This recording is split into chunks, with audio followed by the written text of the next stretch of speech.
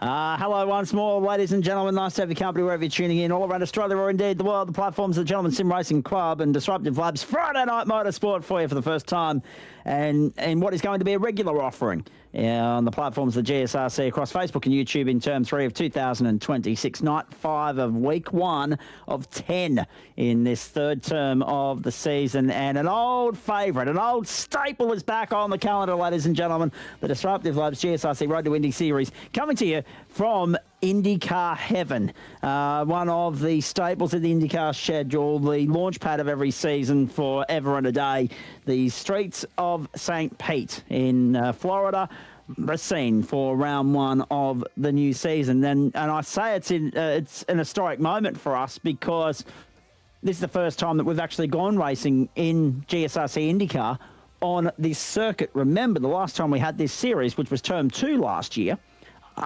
we didn't, and it's hard to believe it's been that long, it's been a year, we didn't have this circuit at our disposal in the iRacing universe. So it's been added to the iRacing platform, and we are the beneficiaries of the hard work that's gone in to make that happen. And of course, they are, hard at work putting the IndyCar console game together at the moment, which will include this circuit, but they're going to have a bit of work to do in order to get a couple of circuits ready to go there, because they don't have a couple of the new tracks scanned and ready to fire just yet. So I'd imagine there might be a couple of patch updates along the way once that IndyCar console game is released. Zach Cabin and Joe Baldwin with you. 2 minutes to go in this qualifying session. And a good field lining up here, Trucker. We've got 24 cars out on circuit at the moment. Greg Heaney hasn't gone out and set a number yet, nor has Eduardo Zamora, nor has Jeff Adams. Still waiting to see... actually, no, sorry. My apologies. I'm reading that incorrectly. I'm reading based on tyre compound. I'm getting some false feedback there on all of that. So Eric Fenson, Dale Atkins and Nathan Michael, who we're riding with now, I should say, are the guys that haven't gone out and set a time. I was looking for something that I totally shouldn't have been looking for. I was looking in the wrong part of the timing screen for some data and intel to work with. But yes, we're looking forward to seeing what might come of 55 laps or 65 minutes around here, mate. And it's a cracking schedule if we have a look at the calendar to let everybody know where we're going and when and what we're doing. Same format each week. So the only thing that will change is the venue and, of course, whether it's a road course or a street course or an oval. That's a pretty good schedule. So make note of this. St. Petersburg tonight, then we go to the Nashville Super Speedway, then to Barber Motorsport Park, which never fails to deliver entertainment plus. And Long Beach will follow that, the streets of Long Beach and California. Then we go to Portland, which delivered the goods last time it was on the schedule. Then the Circuit Gilles Villeneuve. Good to see Canada back on the calendar. Road America, always a favourite.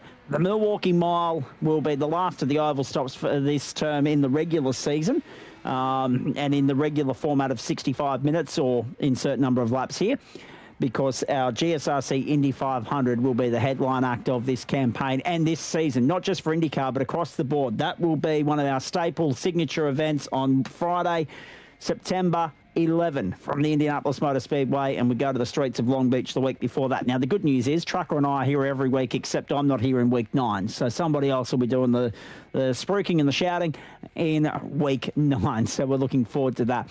Cars lining up and coming into position now, Joe, ready to rock and roll. The first race of a new IndyCar campaign, and it brings with it the return of some old experienced hands and a couple of new faces as well, including on the front row.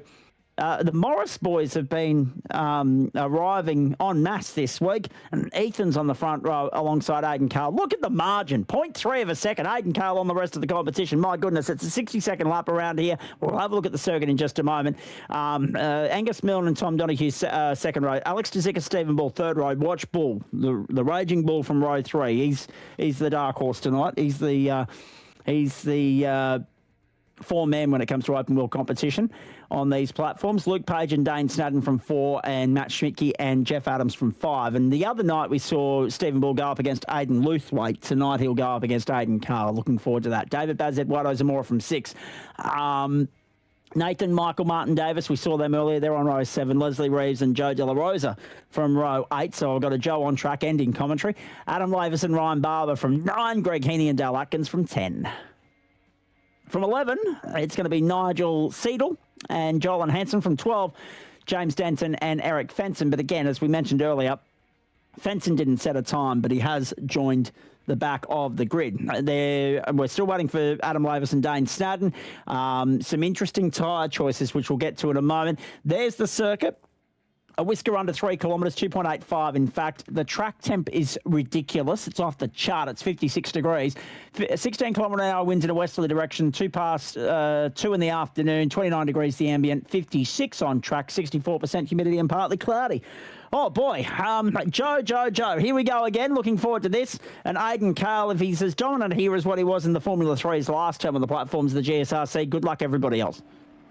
Yeah, look, he's a class act when it comes to these open wheelers, but I think you're Smokey, even though he hasn't qualified where he would like to. Stephen Bull, he's a multi-time champion in the IndyCar, so he's definitely going to be one to keep an eye on as the season rolls on, especially in the ovals. He was always pretty partial to the ovals. They weren't his favourite, but he always did really well. So, yeah, it's going to be a great season. See whether or not he can get back the IndyCar title, which I think Aiden... Oh, it's the other Aiden. Aiden Luthwaite. Aiden Luthwaite, I think, is actually the reigning IndyCar champion from last time. I think you're right. Ready to rock and roll, ladies and gentlemen. The streets of St. Pete about to ignite on the platforms of the Gentleman Sim Racing Club, and IndyCar is back and we're away. Let's go. 65 minutes, 55 laps, whichever comes first. To the first quarter we go. Let's hope they can squeeze through here without incident. Remember, there will be a competition caution at some point.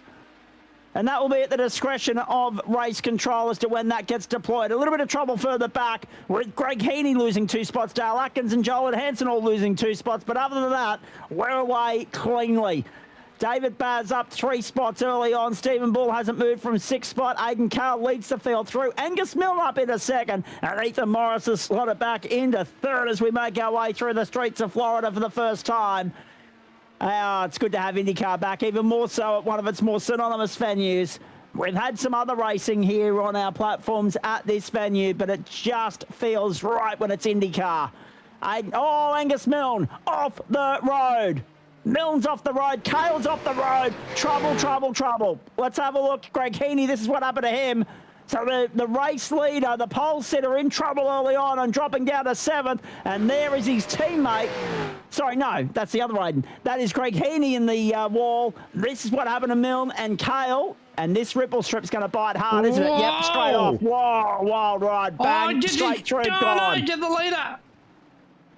He's wiped him out. Angus Milne to pit lane. I dare say, trouble at 1. Jeff Adams and Eduardo Zamora, trouble at 1. More drama in the early stages.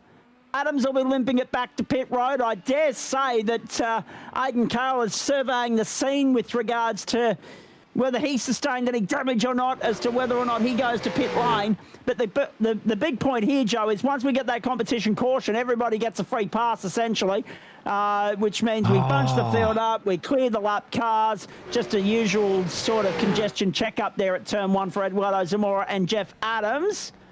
Nowhere to go. Watch this. Oh, jeez.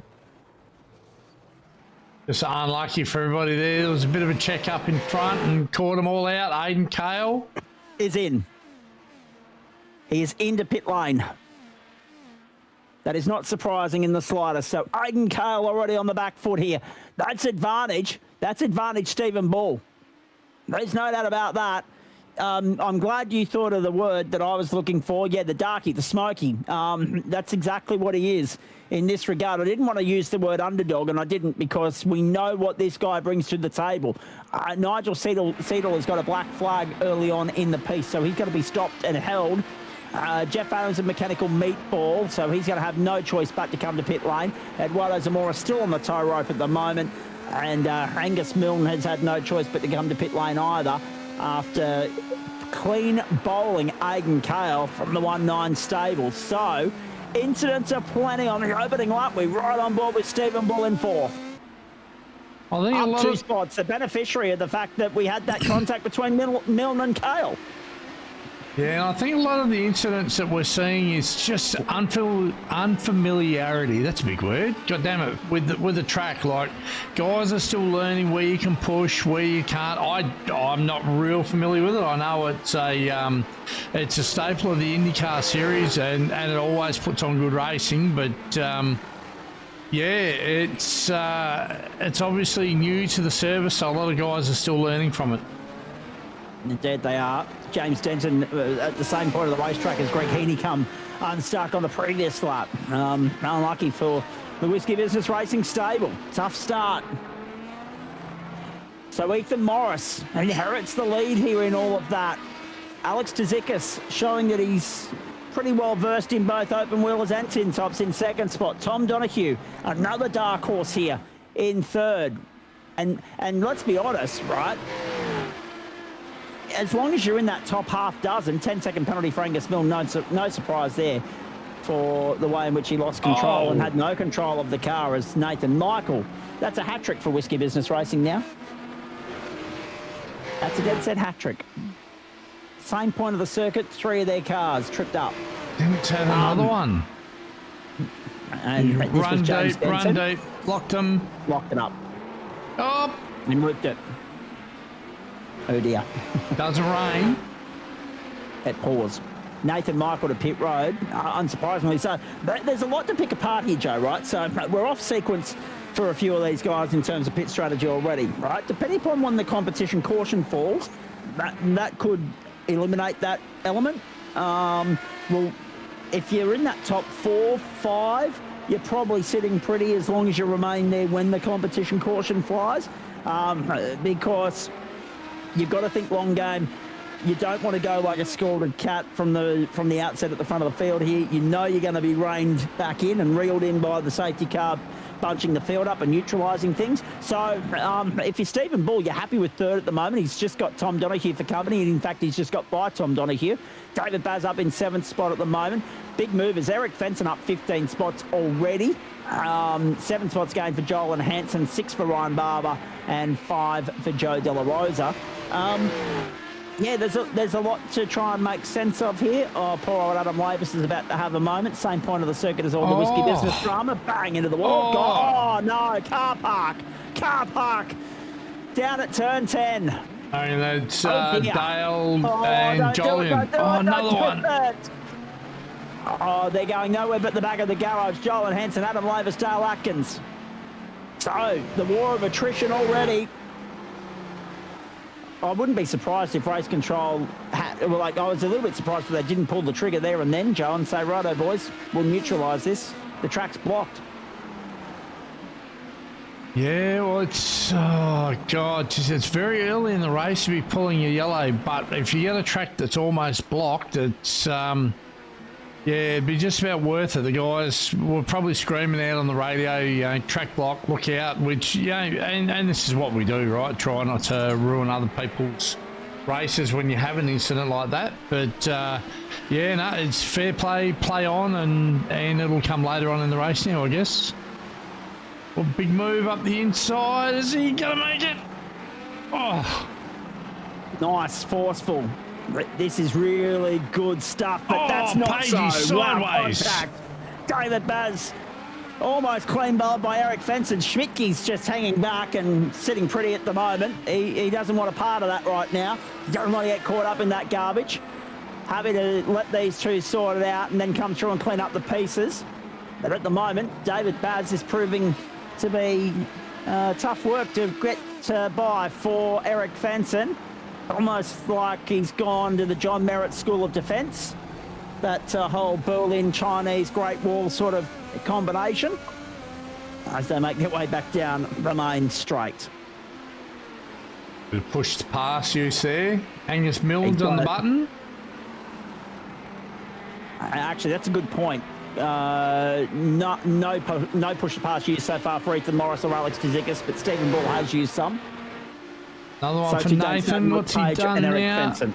Oh, that corner seems to be catching a lot of guys out. The braking zone must be a little bump or two, and Oh, Joe De La Rosa. Is that another one? What's he done? What's he done? Same spot again. I think that that part of the track's going to be its own highlight reel the way we're going. Correct. Might be in the too hard basket by the end of the night. Steve Bull pitting early. So this is at the end of lap 8. So this is interesting because either he's got his numbers and he knows. Oh, no, he's got damage. There you go. That answers that. So he's not invincible either. The amount of damage already tonight in this race, the amount of pit stops already. I mean, Aidan Cale's been in. Nathan Michael and everyone down behind him. So there's 11. This is pit stop number 12 of the race so far. Nigel Seidel, Eduardo Zamora remain on pit road. James Denton is out there a lap down. Make it 2 laps down soon to be. Joe De La Rosa, Joel and Hansen a lap down.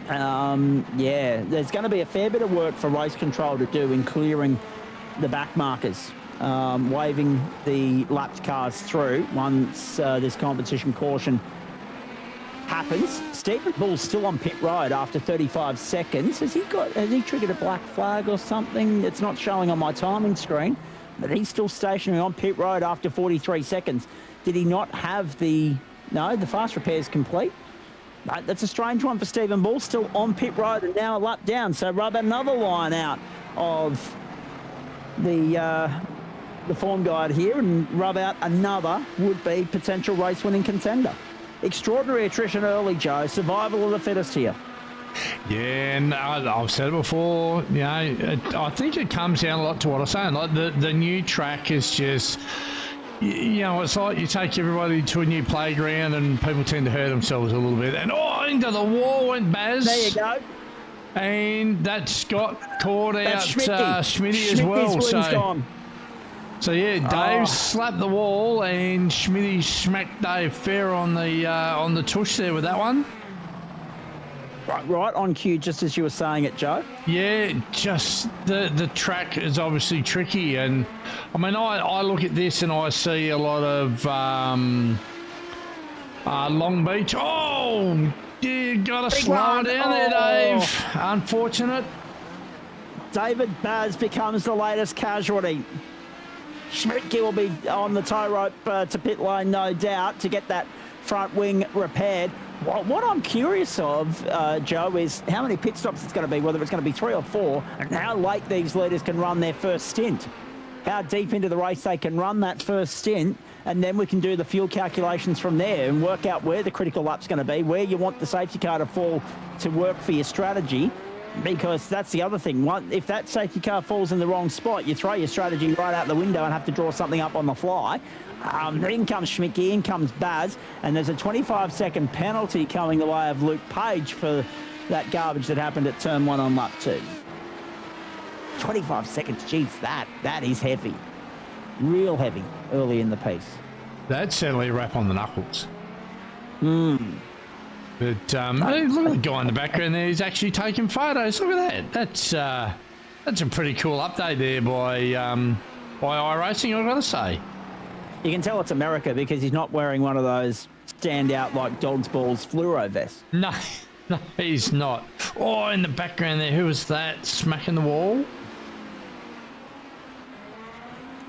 We've seen quite a fair bit of wall scraping tonight, and we've got a couple of street circuits on the tour. Long Beach, another one of those. And, of course, we know that there will be some collateral damage done on the ovals as well. In comes Angus Milne into shot now in 13th. That's Greg Heaney just behind him, who's got a little bit of front wing damage there, it would seem, as well. He's getting out of the road of the oncoming traffic. And, actually, I can't believe I'm about to say this, but that's Ethan Morris just behind Angus Milne at the moment. Milne is sitting 13th and is on the cusp of going a lap down. Ethan Morris is going to complete lap 12 here, straight across the start-finish line to turn 1. He has finished lap 12, fastest lap of the race so far, 1 minute 2.289. Again, 55 laps or 65 minutes, whichever comes first for you, ladies and gentlemen. And so far, the pace is with this bloke. 6 seconds to the good, but again, no merit in running like a scalded cat. You get reeled back in when the competition caution flies, at which point it'll give everybody else, Alex Tzikis, Tom Donohue, and even Luke Page, a second chance. But we know that Page has got that 25-second invoice hanging over his head. He does, and that'll put him basically to the back of the lead lap there with the gap he's got at the moment. And to my point earlier on, like where I was saying, like this place seems like a cross between Long Beach and Detroit Grand Prix. Very, very much of that vein, and I think it's going to be quite a difficult circuit to get your head around, especially the corner they just went through there.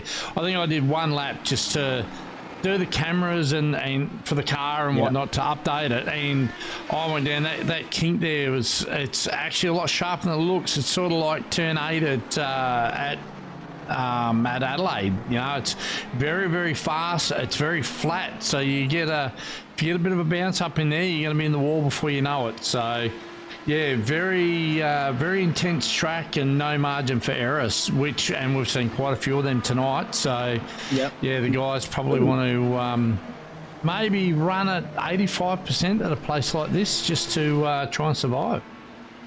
Luke Page is in, and that's important to note because that's the end of lap 13 for him, which doesn't put him in the window to make this a 3-stop race just yet, based on the numbers that we're trying to crunch here. Where we do look at the numbers and say, well, 55 laps, 65. Actually, no, I stand corrected. He might be in the window for a 3-stop race. But obviously he's pulled off before the main leading pack around him. Ethan Morris has completed lap 14 and hasn't looked at pit lane yet. Now, this is interesting because we're now in the window where we're talking about this being a 3-stop race. Because 55 goes into 14 almost 4 times. 4 times 14 is 56, and 4 times 15 is 60. So it's a 55-lap race. So 14 laps would have been the threshold. So critical lap for, if it was a 14-lap stint, would have been lap 41, lap 42. But now we're talking about these guys going out for 15-lap runs. So there's going to be a shorter stop at some point here, Joe. Based on that, whether it's going to be the middle of the race when the safety car is deployed, whether it's going to be towards the back end of the race remains to be seen. Ethan Morris is going on to start lap number 15 now. Oh, sorry, end lap number 15, start lap number 16. So, and this is getting antsy here. Aiden Kyle. Oh, geez. Oh, there you go. Steve, we've answered what happened with Bull. He never had his fast repair ticked. Stephen Bull, oh, fair dinkum. That's really unlucky. He's out there a lap down. Actually, he's 2 laps down now. 2.5. So he's not going to get that back, unfortunately. And there's another contender out of business, but at least he's got back out there. I'm not sure who belongs to the handle that ends in 333, but look, it's one of the things that I've got to sort out with my PC setup. I've got a couple of things that I need to sort out, not least the technology that failed me last night. But the one thing I haven't ticked off yet is a webcam. We might be able to facilitate that, but then again, I do work in radio for a reason. And read into that however you like. Ethan Morris, Tom Donahue, Alex Tzikis in. But this is an exceptionally long opening stint. So I'm now actually even looking at this and thinking, well, hang on. If they can edge out an extra couple of laps here, Joe, we might be talking a 2-stopper. Because 18:36.54 and one makes 55. So, I mean, if you can get to lap 19 here, and there's no guarantee that they will, but if you can get to lap 19, then all of a sudden you're in the window for a 2-stop race as we watch Eric Fenson on pit road. So to Alex Tzikis. So they've jumped in at the end of lap 16. So there'll be some fuel saving under safety car. We know how this caper rock and rolls. But yeah, all of a sudden, if you want to crunch the numbers and try and do the fuel save, you might be able to make it work on 2 stops. But I reckon 3 stops is going to be the safer strategy. Yeah, look, Fenton, Morris, sorry, he's going around to start lap 18. So, yeah, we're only another lap off. If he can get another one, oh, here we go. Yeah, definitely. So if he can get another one after this one, I think he might be on it. Turn down the, say, obviously you can turn the power down. Well, I believe this is how they still work now that they've got battery power as well, I believe. So if you turn down your power mode, I'm sure on a track like this it wouldn't hurt your lap time too much. And yeah, so doing a two stop around here would be hard work, but it may be achievable. Could be a race winning move if Ethan and Tom and Alex can do those sort of distances on a tank of fuel. But in saying that, like as you said, when the safety car comes, if you don't pit, you're just, it's a free pit stop, right? So here he comes now. So in comes your leader. Yep. So the end of lap 18. Yeah, so that's right. So what's that? 18, 36, 54. That's 54. Right on the cusp. Because they'll save some fuel under the safety car. Under the safety car, correct. So they may have just been able to pull this off. 2 18s and a 19 is doable, depending upon where that safety car falls. Well, you'll get your 19 laps in under safety car with because it'll probably be 3 laps behind the safety car. Probably. So you should be able to stretch that number out. But you watch what'll happen. It'll come in the next couple of laps, and they'll have to come and pit anyway just to be safe. One point we haven't covered off is that all these guys do have to run both the primary and alternate tyre at least once each. Yes, correct. In this race. Joe's already alluded to push to pass, but there were some interesting strategies with regards to tyres at the start. A lot of the front runners went for the alternate tyre right off the outset. And now we're seeing a majority of the field running on the primary tyre in this second stint.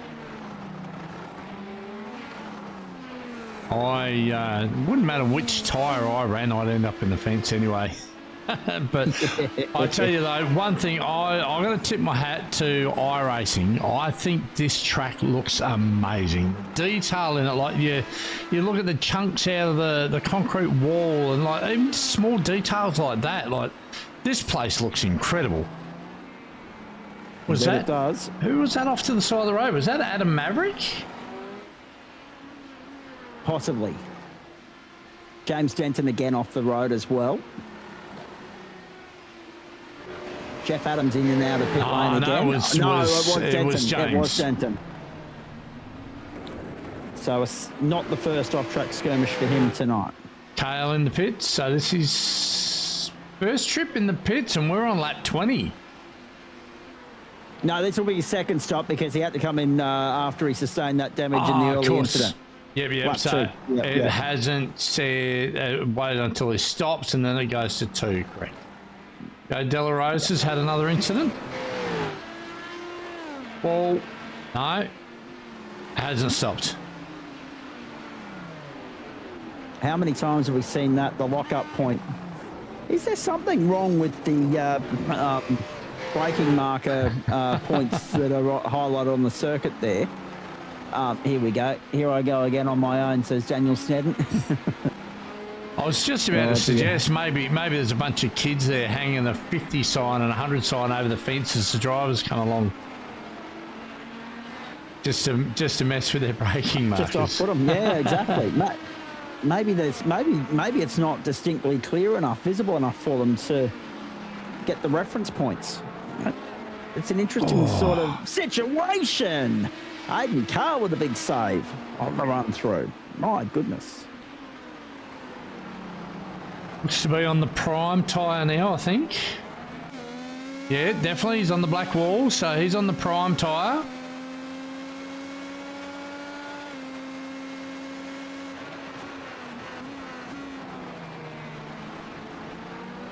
Trying to restore order, redeem some, or reel in some ground, make up for lost time earlier in the piece when he had to get off sequence with everybody else and take an unscheduled pit stop. Down the inside, big dive, got it, job done. Pulls it up nicely. Martin Davis relegated to 9th. James isn't enjoying turn 12. Brake a little bit earlier, mate. Well, he's got plenty of time to think about how he changes his racecraft because he's been on pit lane for a minute and a half now. Let's be honest, this field is going to double in size for super speedways next week. I hope so. Yeah, so do I. I'm here all Friday nights with the exception of week 9. I'll be out in the central western New South Wales in Orange for some karting New South Wales Dunlop Kart Stars, and I'm looking forward to that immensely, even though it does mean missing the penultimate round of the championship. But I'll be back for the GSRC Indy 500K on September 11, which I hope there is an enormous turnout for, Joe. It's always one of our favourite events on the calendar. Yeah, definitely. And Nathan Michael. I don't know how Thorne enjoyed his maiden voyage in race control too, by the way. Hey, one thing I've just picked up, Eric Fenton, 20 positions up. Yep. From where he started. That's a hell of a drive to this point. Absolutely. It puts him right there in contention when the whips are cracking at the back end of this race. We know there's several drivers already out of contention. Adam Lavis under pit road for his second stop. Braking zone again. Angus Milne's turn this time. Oh. Kept it off the wall, but lost a whole host of time in the process. Around the grounds update for you. Warriors 14 lead West Tigers 6 Friday night NRL. Force a habit that. And that's, big hit for Dane Snadden on the run into pit lane. Oh my goodness. What's happened? Dane Snadden's... So he's already had an incident there. Where? Bang. Clattered the wall on the way in. But he was already damaged. I'm trying to find it. And now he's on the tow rope. So he's obviously tried to pull it up in the box here and not been able to do so. He's had to hop on the tow rope. We're on like 24, folks. Just like that. So what's he done? He's had to limp it home from turn 1, has he? Or is he not enjoying turn 2 or turn 3 in the same way that James Denton's not? No, that's all good. Let's keep following him, though. We'll watch this replay all the way through. I just backed up, just trying. There it is, bang. Yeah. That'll do it every day of the week. Bad luck. So Snadden, the rest of the Whiskey Business Racing stable have chosen that 10th corner in the last sector. He's gone for the early part of the lap. Sure, Mr. Heaney's going to petition to get that corner renamed. Whiskey Business Corner, yeah. And it is Whiskey Business tonight. There's no doubt about that. Dale Atkins with a mechanical meatball next to his name as well. This is how. Turn throttle up. 1. Two. Wide. That's that's an odd one from Dale. What's he done there? Let's go on board. Yeah, please. Make more sense of this, if we can. Understeer. I reckon he must have already had damage. And it just refused to turn left for Dale. As we've got yellow. Hey, competition caution time at lap 25. And this is really interesting. Because this eliminates... Mr. Pitts. Well, Pitts will be closed first time through. Correct. That's point number 1. Number 2, and I'm glad that I remembered that, Joe, because I would have fallen into the same trap. It's funny, isn't it? Because it's been a while since we've had IndyCar, but some of those things just come back to you. Brainwave. So Tom Donahue comes through in third. Everyone's going to go around and line up behind the safety car. Then the pits will open, at which point the lap cars will be cleared and they'll be allowed to go around and join on the back of the queue. Now, whether race control is going to show any sort of extra discretion here and allow anyone that's more than a lap down to, because we've got Stephen Bull is 2 laps down at the moment. Joel Hansen's 2 laps down. Joe De La Rosa is almost 3 laps down. So whether or not race control is going to just wave everybody around to get them back on the lead lap, feels like a bit of a participation award sort of scenario. I'm not sure, but what they will do is clear lap cars out of that train to ensure that the leaders are unimpeded for the resumption. But this is interesting, right? Because you'd play this one of 2 ways, Joe. I'm looking at that. Normally, we look at a road course, we look at when the competition caution flies, and everybody looks at that as, excellent. free kick, everyone gets a pit stop, yada, yada, yada, right? But there's something to be said here for maybe staying out. Because, again, with that fuel save in mind, Schmitty's bowled it wide under the caution. You can't do Schmitty that, bowled it wide under the caution. lad? Oh, he's just joining in the fun that the Whiskey Business Boys, racing boys, have had down at that part of the course every other lap of the night so far. And it's interesting, too, because he is part of the Whiskey Business stable on a Monday night. But he's representing Aussie races tonight as well, your team. But so Luke Page has gone in. Aidan Carl's gone in. Matt Schmidtke has stayed out. But so it's going to be 6 of one and half dozen of the other here. We're going to have two different strategies, because if you stop now, Joe, you're already committing to an extra stop later in the race. There's something to be said, though, based on what we were saying earlier. You can stay out, you can stretch this to lap 37, maybe 38 if you're lucky, particularly if you're the race leader, And Ethan get Morris, home on who one more stopped on stop. lap 18, and get home on one more stop. But it's only applicable to the guys that went deep into that first stint. I'm a little bit surprised that Aidan Carl's gone in again for a free top-up, considering that He'd only that's just now stopped. number 3 for him. He probably only needed to stop once more as well. So there's a few drivers hedging their bets here at the moment, mate, and I don't mind it. I think the flip side to it is the guys that won't stop, their stops are going to be longer, but only to the tune of about 3 seconds. Right, so the difference in fuel between stopping now and filling up and then stopping again before the end of the race. But what it will do, though, is open up your strategy. Like, you won't be locked into, I've got to stretch it to X lap to make sure I can get it home. Right, so that's what stopping now will do for you. It'll actually open up your strategy. Whereas those guys that don't pit, they'll be like, right now they'd have it on, you know, saving as much fuel as they can, turning it off, all that sort of stuff to try and give them that 1 or 2 lap buffer for strategy as they go on. But what I'll get back to, the difference in fuel fill between stopping now or later is only going to be 2 or 3 seconds. So the guys up the front, if they pit now and there's guys in front of them that don't, they will lose more than that trying to get around them. So this is why they wouldn't have stopped.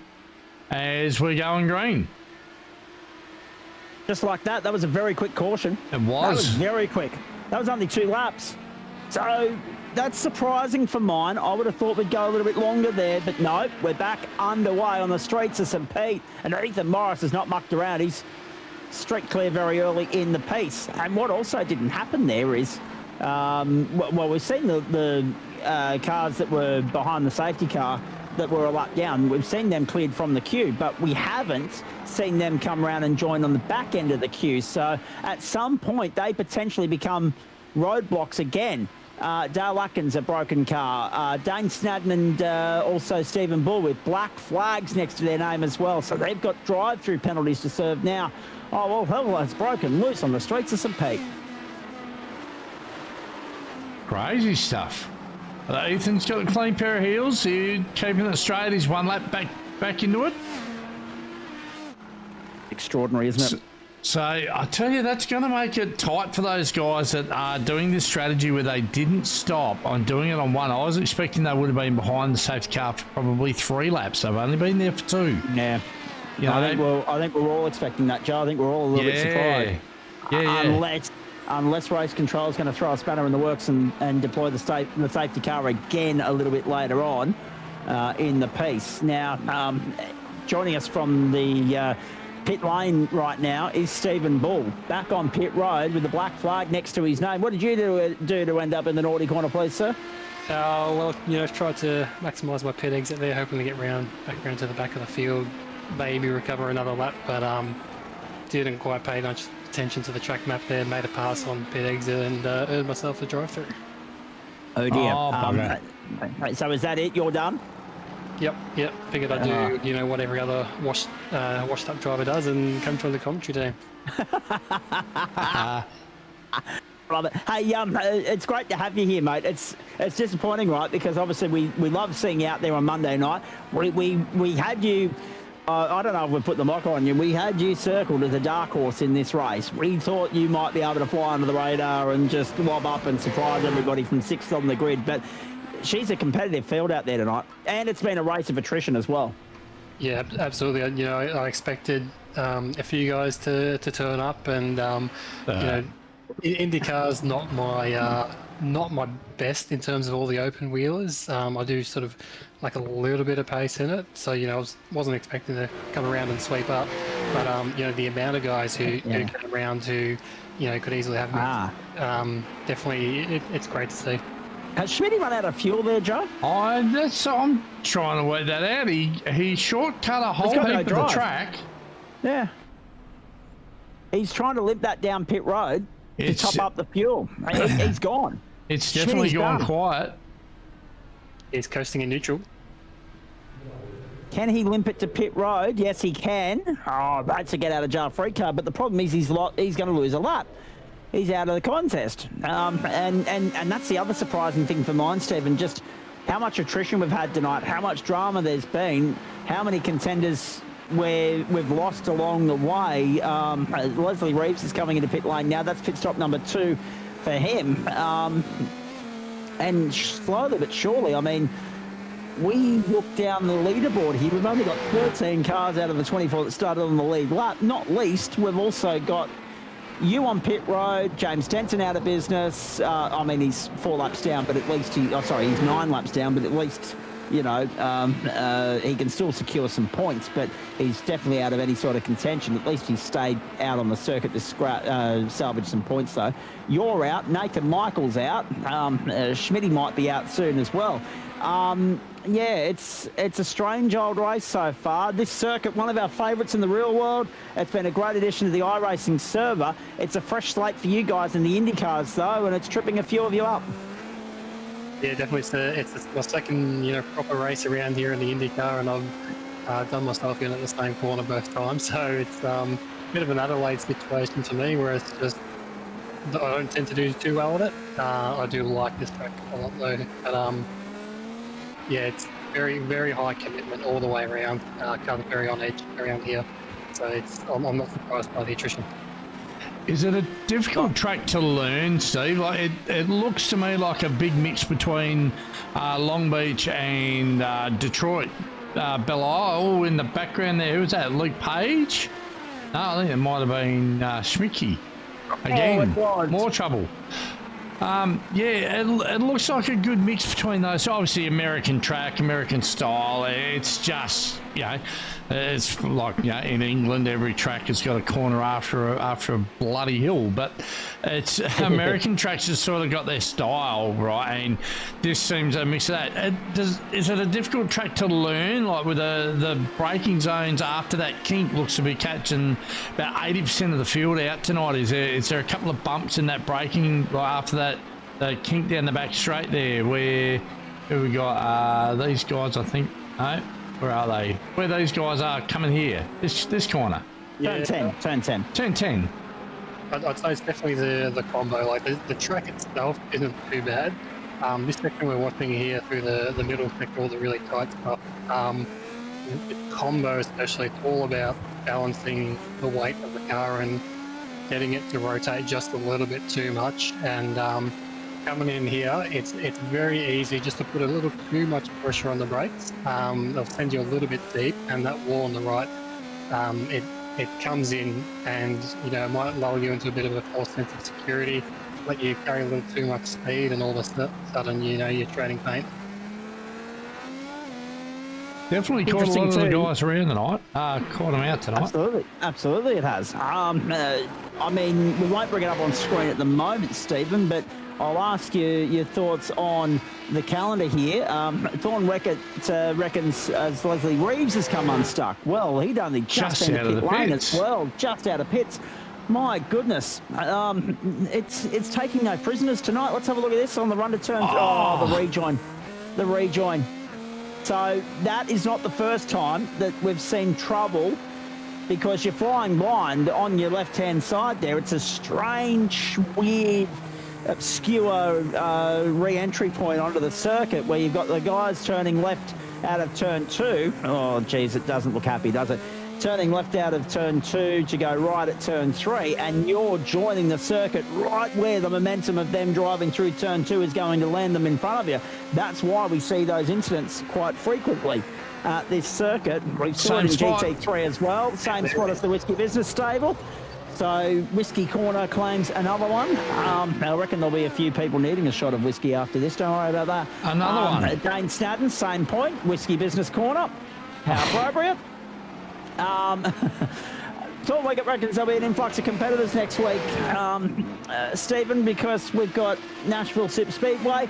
It's not what you'd call a Daytona or a Talladega, but it'll be producing some really relatively decent IndyCar racing, I imagine.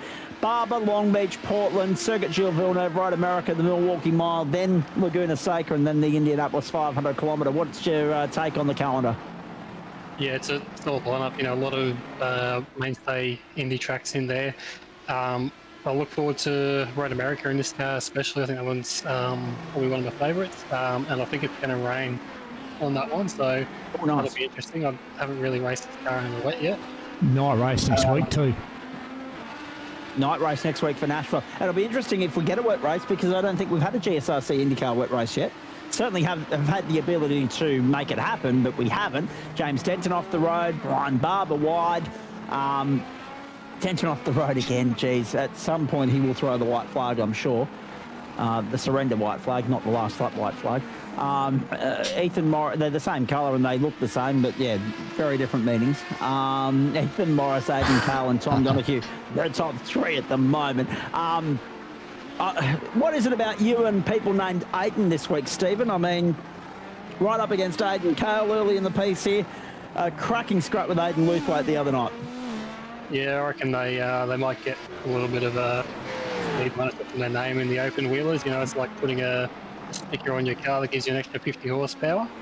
But it's you know, you got to double take sometimes. You know, is that the same Aidan, or you can't tell from their face because they're so quick? So, but actually, we should be coming up on the critical lap here to make it end on a fuel save. So absolutely, yeah. So we were talking earlier about 18 laps is where you want to be.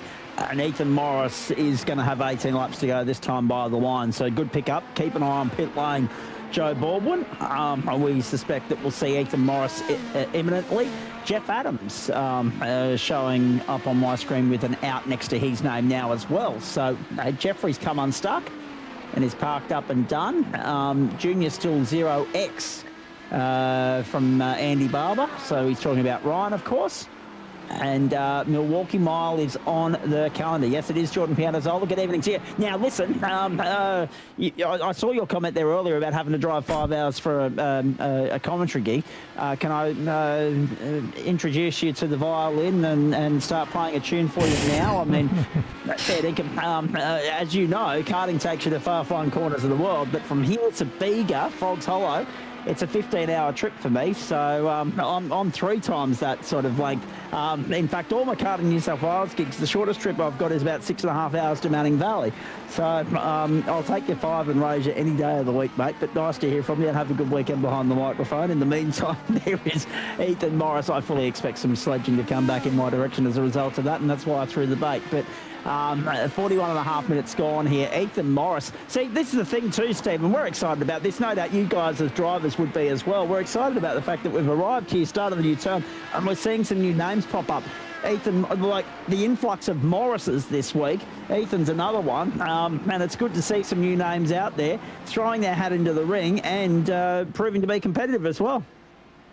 Yeah, always good to see. You know, and right on cue at the end of lap 38. So he's definitely in the window because he went 18 laps, he went 20 laps, and now he's only got to go 17 in this final stint.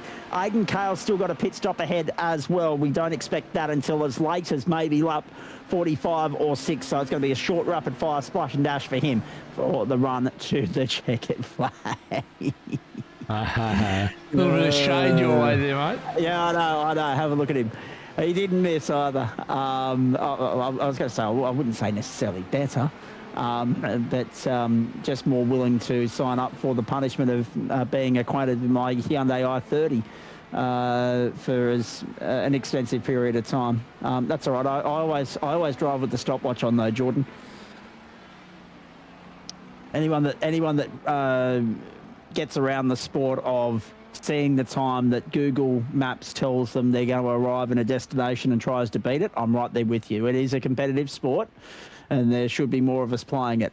43 minutes and 10 seconds gone, and Adam Davis, the latest to pit lane.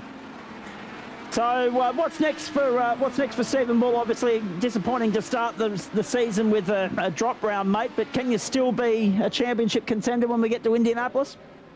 Yeah, you know, usually when you throw ovals into the mix, I think I'm out of it, but I somehow seem to go okay in the Indycar, so you know, hopefully we'll plug a few solid results in there, and you know, long season, we'll see how we go. And of course, big IndyCar back this term. We did have 2 doses of IndyCar last year, folks, and I didn't renege to mention it earlier, but again, I wanted to talk about the big, you know, return of primary IndyCar racing, the top tier, because we had Indy NXT, and of course, you were right in the thick of that as well. Yeah, I love that car. It's a shame that you know, it doesn't tend to do too well in officials and all that. It's a lot of fun. I think it needs about another 200 RPM on top of what it's got, and it'll be perfect. Race car drivers, Joe, they're always looking for more poke. Absolutely. Angus Milne. Like the great Tom Donahue said, if I can't put my foot on the throttle and spin the tyres at the end of the main straight, I don't have enough horsepower. Yeah, exactly. Andy Barber, I'll still send him in the supercars if I have to. He's talking about the fact that Ryan got one up on him the other night, and he's got to play catch up somehow in the Barber in a family battle. In the championship fight. Be careful though, race control will still whack you over the knuckles. Father or son, it doesn't matter though. No favouritism over there. They will still whack you across the knuckles if they have to. Ethan Morris to second on the completion of his second pit stop. We still have Aidan Cowell to come to pit lane. Martin Davis and Luke Page still to complete a third stop rather. And Alex Tzikis will probably also have to stop a third time. He's not going to get 22 laps out of that final stint. And that's Greg Heaney limping around, going a lap down. In fact, David Baz is about to be put down a lap as well. There is Aidan Cowell on his tail right now. Baz also has to stop again. So in all likeliness, we're going to end up with less than 10 cars on the lead lap at the end of this contest as we watch Martin Davis come down to pit lane to complete the last of his pit stops for the night. Eric Fenson there as well, going around the grounds for you. I'd mentioned the NRL earlier, not the AFL. We didn't forget about it. We just didn't have a chance to fit it into the update. Collingwood currently showing 9.7.61, plays North Melbourne 7.9.51, and North have just kicked the goal to reduce the margin to 4 points with 110 seconds left in the third quarter. So that's on 7, mate, and 7 around Australia. The NRL on 9 and 9 gem. Wimbledon coming up at 10 o'clock Eastern time tonight, the semi-finals from the All England Club. And, of course, Le Tour de France underway on SBS as well. Big Friday night. Aiden in the pits. Comes Aidan Cale. And here comes Ethan Morris, just coming around in the background there onto the main straight. This is a good opportunity for you, Stephen Bull, isn't it, to just sit in here and make some mental notes and suss out who's who in the zoo and get a bit of an idea on the new competition and the existing competition, the guys that you're going to be up against throughout the course of the season. Who do you fear as the real threats, the real deal in this campaign, apart from yourself? Oh, basically, you know, all the guys in that top 5, 6 there. They're all quick.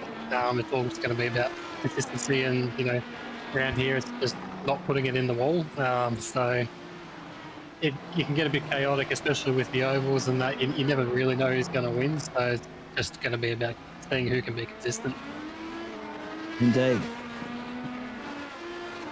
Formula Renault 3.5 coming up, of course, on Monday night. We're looking forward to seeing you there. Any racing on the horizon for you this weekend? Yeah, I'll throw a few stints in at Spa this weekend. Very good. So, team's a bit tight on that one. We're only 3 drivers, so we're going to see how we go. Be a bit tired after that one. Let's go. Aiden Cale. Why aren't we picking him up, Joe? I'm not Oh, sure. packet loss. Packet loss. He's on the tow rope. Oh, Aiden Cale is on the no. tow rope. Now, whether that's packet loss or whether it's another circumstance, I'm not sure. Ryan Barber's just coming to complete his final pit stop. We need to work out what's happened to Aiden Cale. My goodness. When it rains, it pours. He has not had any good luck tonight. Let's have a look at this. Oh, That's he's what's cleared the happened. wall. But has he done that on his own, or did he get some help? Because we've only seen the end of that incident. Let's have a look. Oh, all on his own. Don't tell me, all on his own. Really? Tom Donahue we're watching there at the moment. So what's Tommy done? Tommy's all right. Tommy's through in third. So hang on. I'm at we'll rewind and have another if I crack do at that, Joe. that and go like this, There so we he's go. already So- done it. He's already done it. So we need to just Alex- rewind that vision a few seconds, I think. Right, here we go. Here we go. Let's have a look. Alex Tzikis. Oh, okay. Oh, geez. He's hit a bump in the road and it snapped him hard right and smashed the car in the wall. Aiden Cale's race has been run. He's parked up, he's done for the night, and we have yet another retirement on the streets of St. Pete.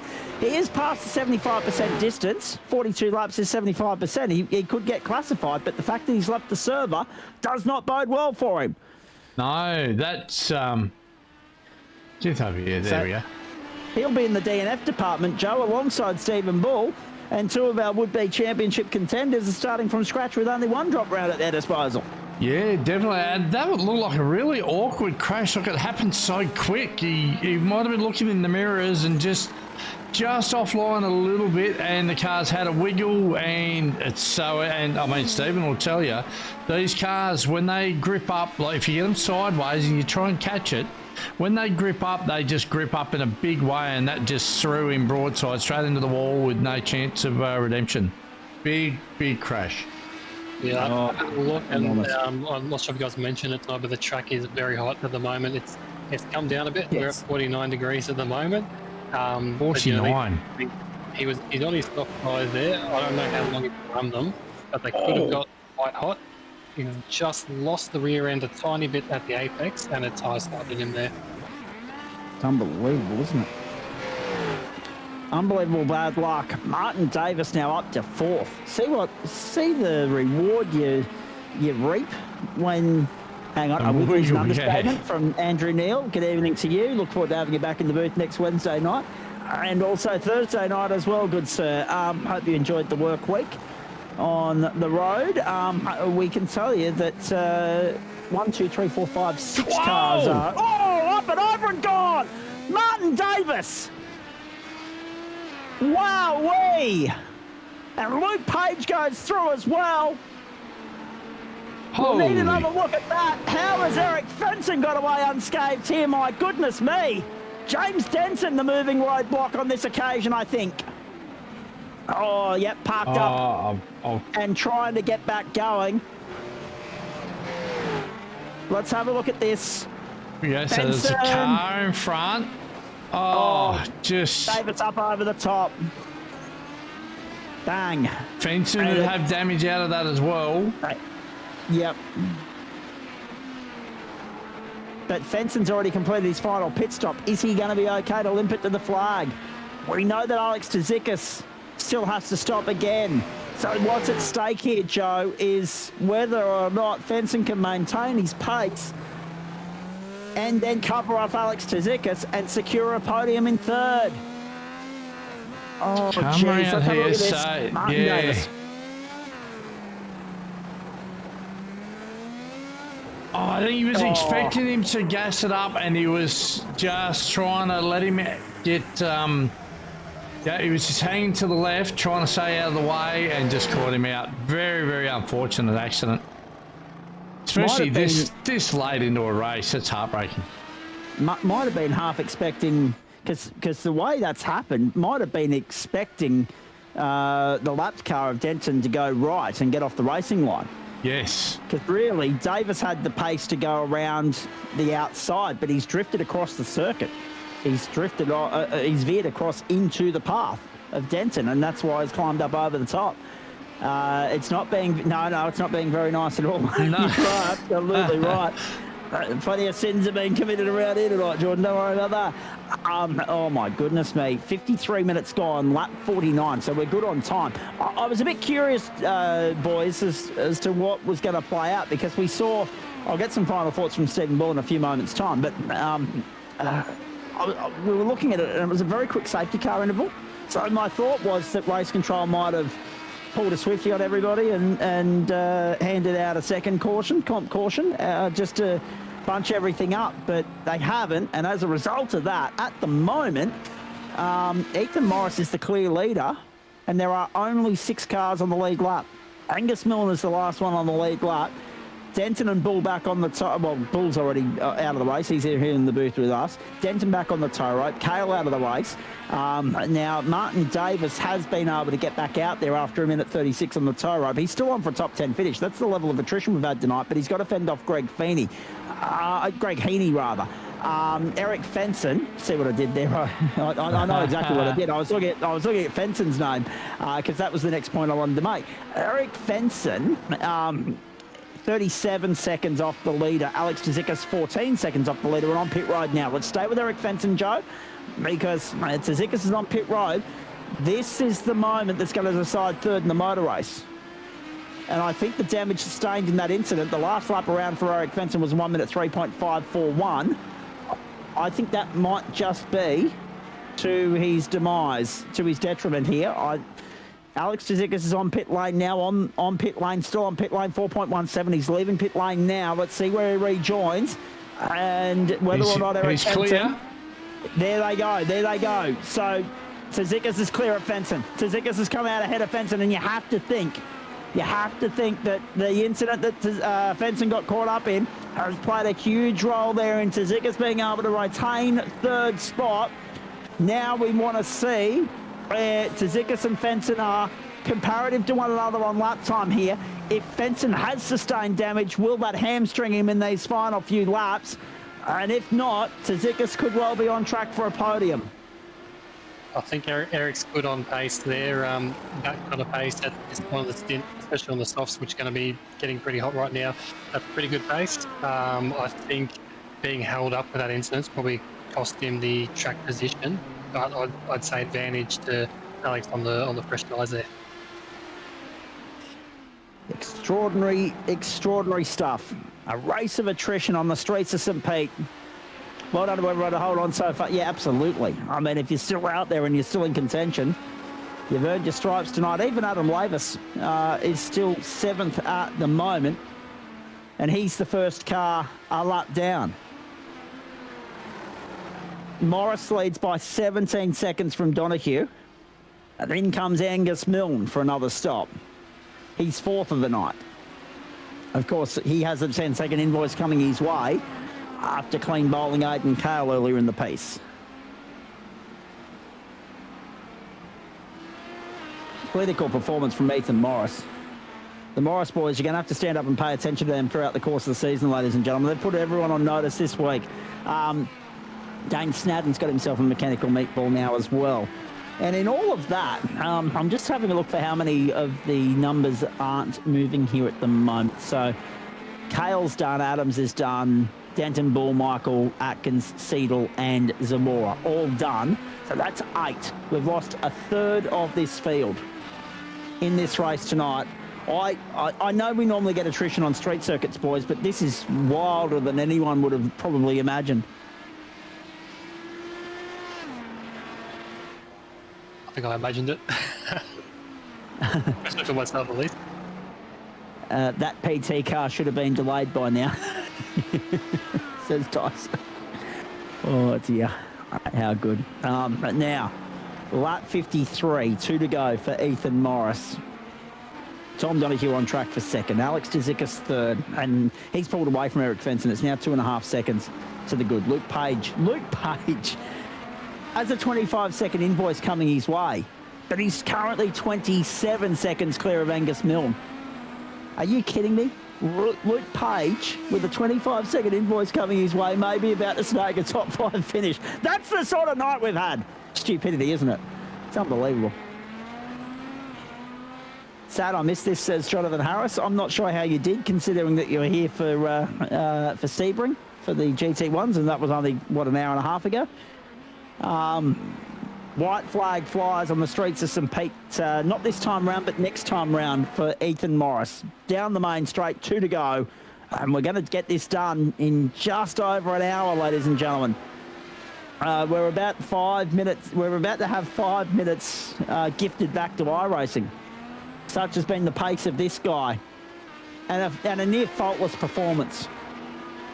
Started second, has made his way through, has led, well, just about every lap of the race, with the exception of pit lane transits and sequences and cycles that have played out. He has been the benchmark throughout the course of the evening.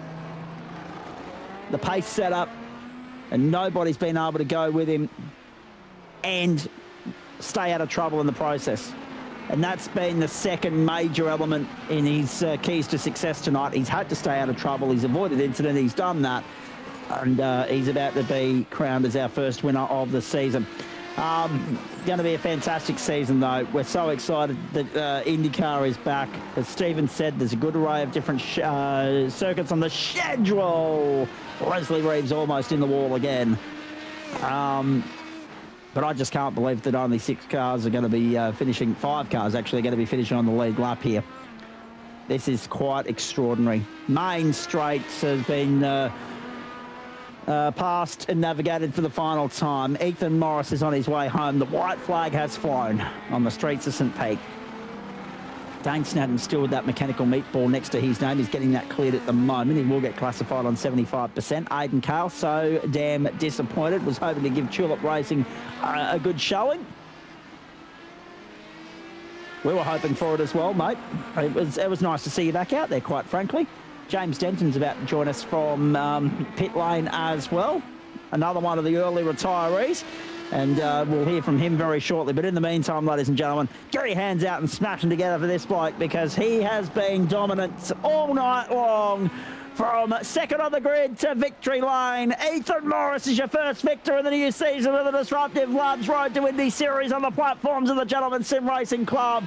Dominant on the streets of St. Pete. Oh, Donahue! Oh, no, Tom Donahue! Tom Donahue's had a moment on the final lap! Donahue's had a moment on the final lap! How lucky he is that he's a good 15 seconds to the better of Alex Tzikis, or otherwise this could have been a telling moment. The margin blows out to 28 seconds. Donahue somehow manages to hold on for second. Tzikis will come through in third. Eric Fenson will be fourth. Luke Page is going to be fifth. And even with the 25-second invoice, he is the last car on the lead lap. So he holds fifth regardless. It's an extraordinary narrative that we've seen play out here tonight. It's an extraordinary little quirk and statistic in the night that was, that you can get a 25-second invoice and still be a top 5 finisher. Such has been the drama and the high level of incidents and attrition on the streets of St. Pete. A third of the field didn't make it home. Ethan Morris is your victor by an extraordinary margin, 28.1 seconds. Angus Milne held on for 6, not a bad recovery after that early race incident. And he too, I think it was 10 or 15 seconds he's invoiced. If it was 10, he's clear of Adam Lavis, and that's fine. But if it's 15, he'll be slotting back into 7th, and Adam will be plus 11. Eric Fenson plus 20 from the rear of the grid is your biggest mover of the race. I'm just not sure if he set a lap time in that qualifying session. Joe might be able to confirm that for us. That was the incident at the start of the final lap there. And I thought that might have been where... What happened to Tom? Yeah, what happened to Donahue? Same point of the circuit. It was? I don't think any driver's going to miss turn 10 tonight. Oh. They're going to be happy to see the back of it. He's just gone too deep into the corner. He's pulled it up. So we've got Donahue in, we've got Tzikis in, we've got Stephen Bull here, we've got James Denton as well. We'll hear from all of them in just a few moments' time. Andy Barber saying congratulations to all and sundry there. Oh, unbelievable stuff. Final thoughts from you, Stephen Bull, on what you made of all of that, mate, because by gee, that's as crazy a start to an IndyCar season as we've ever experienced. Yeah, absolutely. You know, as you mentioned, we knew there was going to be some attrition. When I messed it up earlier and left my fast spare off, I thought, you know, stay out and pick a few. I didn't expect so many to come undone though. Only 5 or 6 on the lead lap there is it's crazy, but it's what this track does. I haven't had a good finish here yet, so maybe next time round we come here, we'll have another go at that. But I think, you know, the next few rounds should be a bit better. Let's just talk about the fact that you did leave the fast repair off. Was that planned, or was that a complete just rookie moment on your part? It's always a habit just to turn it off, just in case you pick up something really minor and you want to save it. You know, you sometimes forget to turn it off when you come in and do that. And then it was just a rookie move, not remembering to put it on. It's just came into the wall a bit late in the lap, and it's you know, very go kind of lap around here. You got no time to really think. It's just sort of turn into the pits and hope you set everything up right. And yeah, forgot about it. Indeed. Hey, you've been very good with your time this weekend. What are you driving in the Spa 24 this weekend, please? We're racing the Lambo. We've Nice. never raced a Lambo in an Enduro before, so it's, now that it's you know, it's not doing too bad on the bop. I'd say most people might say it's one of the best, so I'm happy to give it a run for once. And we wish you guys the very best of luck with that, mate. Certainly not the way you would have been hoping to start the season, but we hope the only way is up from here. I mean, statistically and theoretically, it is, but you know, it's racing. You're never too certain what's going to happen on any given week. And hopefully this isn't the start of a season to forget for you. Hopefully you can turn it around and be back in victory lane in the next couple of weeks. We look forward to seeing you when we go to the Nashville Super Speedway next Friday night. And of course, before that, we've got Circuit of Barcelona, Catalunya and sprint racing in the Formula 3.5 on Monday night. And there's some redemption to seek there as well. So enjoy the weekend. Good luck with the tin tops, and we'll see you Monday night. No doubt a little bit weary-eyed. Yeah, no doubt. Thanks, guys. Catch you. There he is, Stephen Bull. Terrific to catch up with him. Really good sport. We appreciate him giving us his time there from pit lane, from the cockpit, whilst he was waiting for the race to conclude, having parked up early at the end of lap 26. And no doubt doing a little bit of homework as he goes, Joe. Smart operator, let's be honest. You're making some notes there. You're sussing out your competition. You're getting a bit of an idea of what they're bringing to the table, especially for the guys that he and we haven't necessarily had a great look at until tonight. Yeah, look, great track. I think it's a combo that I'll leave it to the guns that are in the booth here to take this one on. I'd rather sit in the chair I'm in right now. It's a lot less stressful. Absolutely, 100%. And I'll be in full agreement with you on that. I'm very happy behind the microphone as opposed to behind the wheel, ladies and gentlemen. Thank you very much. In saying all that, though, mate, I mean...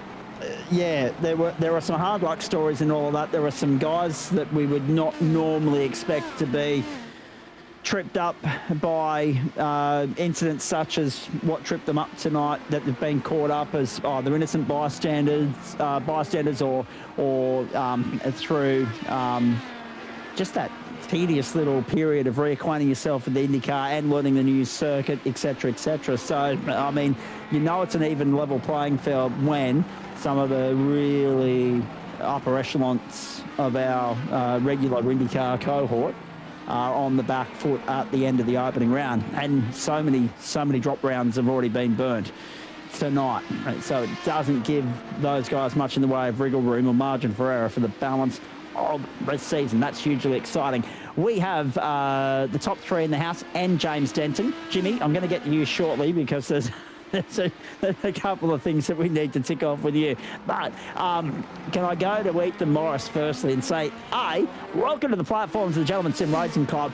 B, welcome to Victory Lane. And C, how in Christ did you make that look as easy as it was when you've gone out and, well, I mean, you were winning by 15, 16 seconds before Tommy had his moment on the final lap, which we'll hear more about in a moment. So you've ended up winning by 28 when everybody else has limped and struggled their way to get to the end of the race when there's only 5 cars that have come home on the lead lap. It's an extraordinary night from our standpoint, but it looked like a lot of fun from yours. Yeah, appreciate the warm welcome, Zach. And I mean, you're gassing me up here, man. You're making me sound like I'm going to be dominant. But no, overall, no, I'm very, very happy with how the night went. I sort of doing a bit of practice, noticing that it was going to be a very, very hot track, means in this car, because something, I guess there's a bit of context, yes, first race with the GSRC. First off, can I just say, excellently run. Really enjoyed the race overall. But I've been driving the Indycar for about 3 years now. So the car itself is certainly not new. So I am bringing a fair chunk of experience to it. But yeah, overall, just going in knowing sort of some of the context about the race rules, what the conditions were going to be like, knew from the get-go a fuel save strat was going to probably be the fastest. So from there, take a bit of practice. But the biggest thing really is that the fuel save actually also helps you save the tyres as well. I think that's the biggest thing I would imagine that people are going to find have caught themselves out. It's either the cold tyres in those first few laps, and also just, as you go through, if you're pushing and pushing all the time, especially on the alternates, you are not going to make a full fuel stint. Even on the half tanks that we run in this series, the alts just will not last with the track conditions that we're in, where the track's 54 degrees or something crazy. It's scorching. There's just no way you're getting through the stint.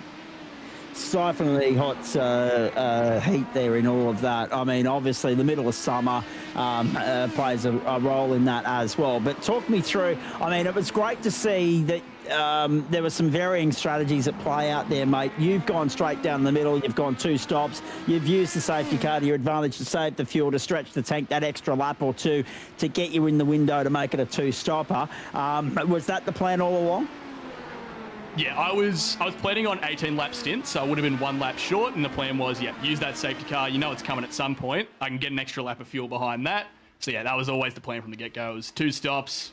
Fortunately, safety car fell in a good spot where it was fairly easy to make the decision. I did have the thought in my mind, if it came in, say, around lap 30 to 35, I might have actually pitted under it and just gone for in terms of like an ultra-fast sort of couple stints. But ultimately, where it fell, I think lap 25 or so, it was a pretty easy decision to just, stay out, save the extra lap of fuel, and then just, stay on the same strategy.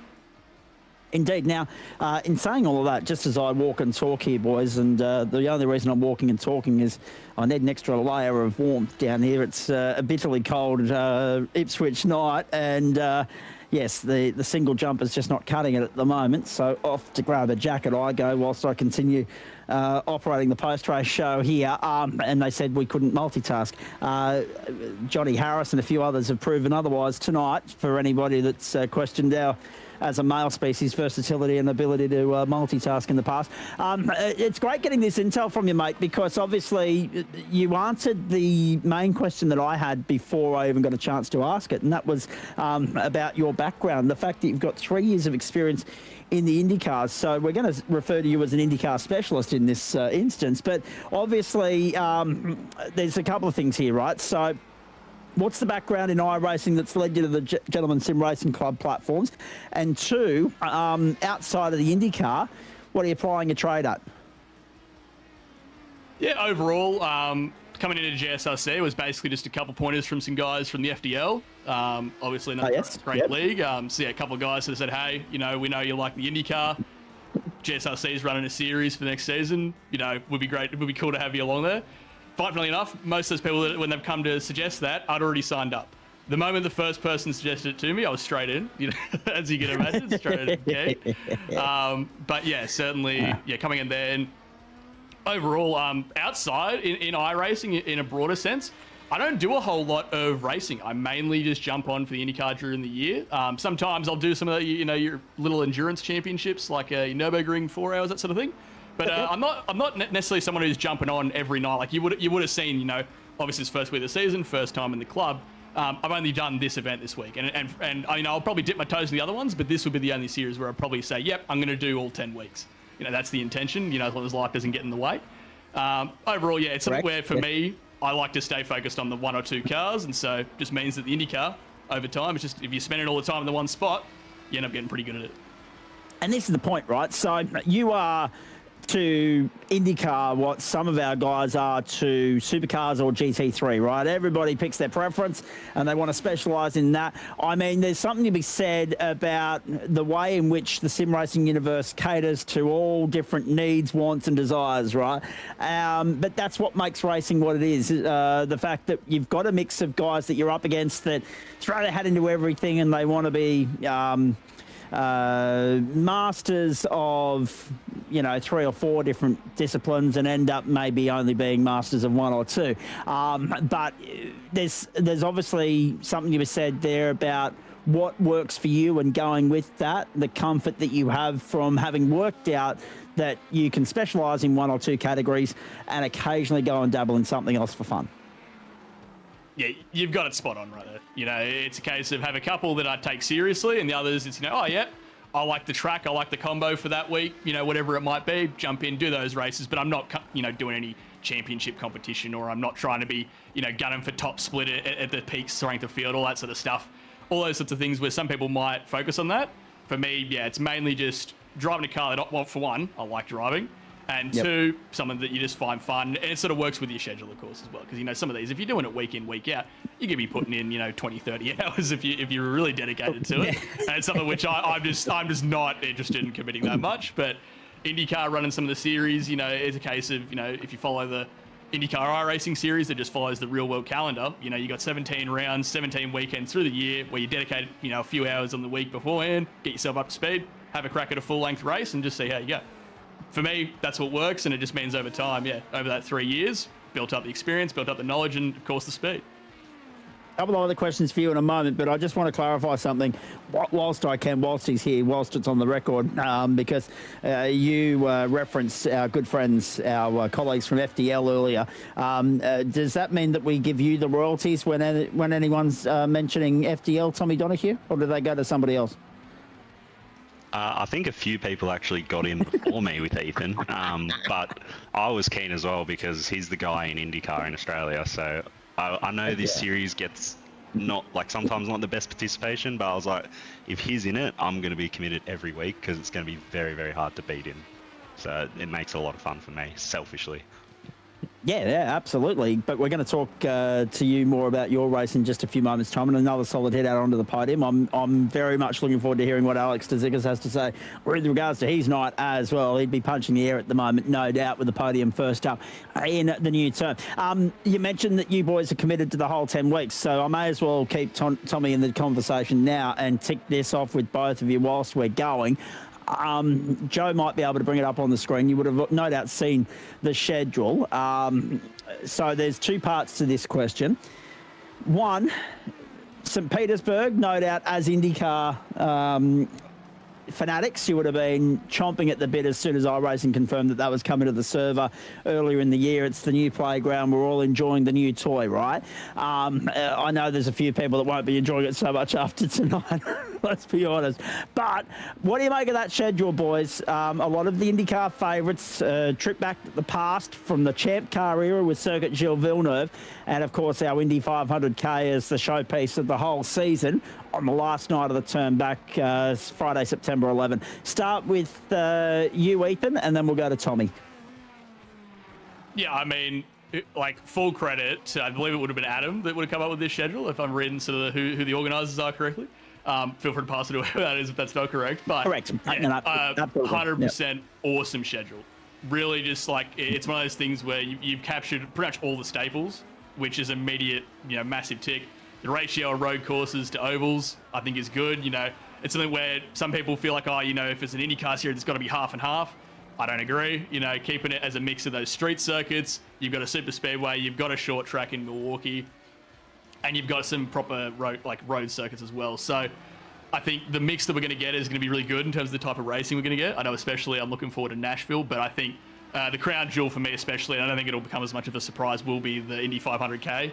That's going to be, to close out. You couldn't have picked a better race to have as your final one to close out the season. to close out the season, and also you potentially get vying for a championship on that night. Yeah, plenty to look forward to when we get to there. Tommy, what's your take on the schedule above? Yeah, I can't add much more to that in terms of the selections, but I just know for myself, I'm a bit more of a road specialist, so the oval weeks are going to be try and just get the points that I can. I do like Milwaukee and Indy, but I've never raced Nashville, so that's going to be interesting. So I'm going to have to do a solid amount of prep for that. A new bit of real estate next week, in the sense that it is Nashville, which I'm struggling to remember if we've actually had it on an IndyCar schedule before previously. We probably have, but it's a novelty. You couldn't have picked 3 different ovals if you tried, Ethan. Throw in the fact that we're going to put the lights on there as well. Plenty to look forward to next Friday night. Tommy's already mentioned that he doesn't necessarily prefer the ovals. He's more of a road course specialist. Where do you sit with that? I mean, obviously you're well versed in the caper. We've already established that. So you would be across the fact that, you know, you've got to go and race on the ovals occasionally. What are your thoughts on Nashville and whether or not you'll be the benchmark, the man with the target on his back again there?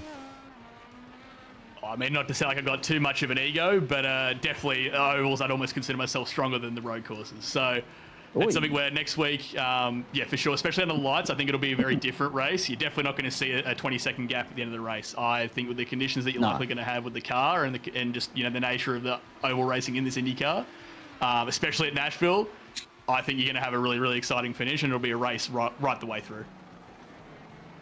We're looking forward to it this time next Friday night, live, exclusive and free across the platforms of the Gentleman Sim Racing Club. We're very excited about that. The rest of the schedule is going to be interesting as well. You talk about the balance between road course and oval. Of course, once upon a time, you had 2 different series, one that was predominantly ovals, one that was predominantly road courses in the real world. But it's interesting, isn't it? Because you guys know the Australian market, it takes a bit for us to warm to oval racing, but for the guys that stand the test of time and show up for those 3, they will be rewarded with some really good racing, just like anybody that tunes in as well. And 3 very different ovals, as I said a few moments ago. Milwaukee, a little 1 miler and relatively flat. Nashville's got a bit of banking. Of course, it currently hosts the Nashville, Tennessee stop on the schedule for the IndyCar series. And of course, to finish with Indy, it's kind of like the days where the final round of the Supercars Championship was at Bathurst. Your grand finale is your marquee event. And I know why we can't do that in the real world, but I love that we can do it in the sim world, boys.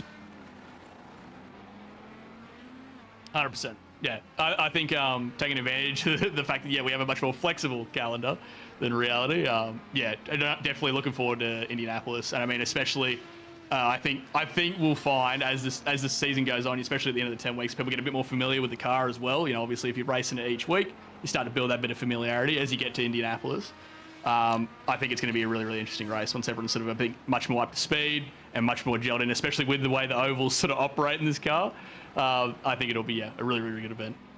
And of course, not lost on you blokes either is the number of different race-winning contenders we'll have in the mix next week that will be either looking to peg you 2 back a bit, or of course maybe even seek redemption for their own downfall, demise and misfortune this evening. What do you make of the competition around you, Ethan? I mean, obviously circumstances gave you a pretty clear cruisy sort of run in the end there, but qualifying, Aiden Cale just blew everybody out of the water. Yeah, I thought as I came across the line on my second lap, I thought, oh, cool, I've done pretty well there. But like, it's sort of left a little bit on the table. I felt pretty good about it. And then I checked the standings, and, you know, Aiden's got I think he had like 2 or 3 tenths on me. Yeah. I'm just thinking, gee, all right, you know, don't know where the hell that's come from, but, you know, clearly he's found something. And I think that's always the most intimidating part about it, is I didn't know where the speed came from. I think, you know, thinking about it in hindsight, it's likely I hadn't, you know, clocked the fact that I looked at a lot of conditions and, you know, what the race would be like, but I hadn't really looked at what qualifying was going to be like. didn't realize it was going to be in the morning with a track that was about 25 degrees cooler. So I think that's where I'm thinking, I've left stuff on the table. I'd say Aiden's probably been able to take better advantage of those conditions because their car is a lot faster depending on that with that track temp that we were at.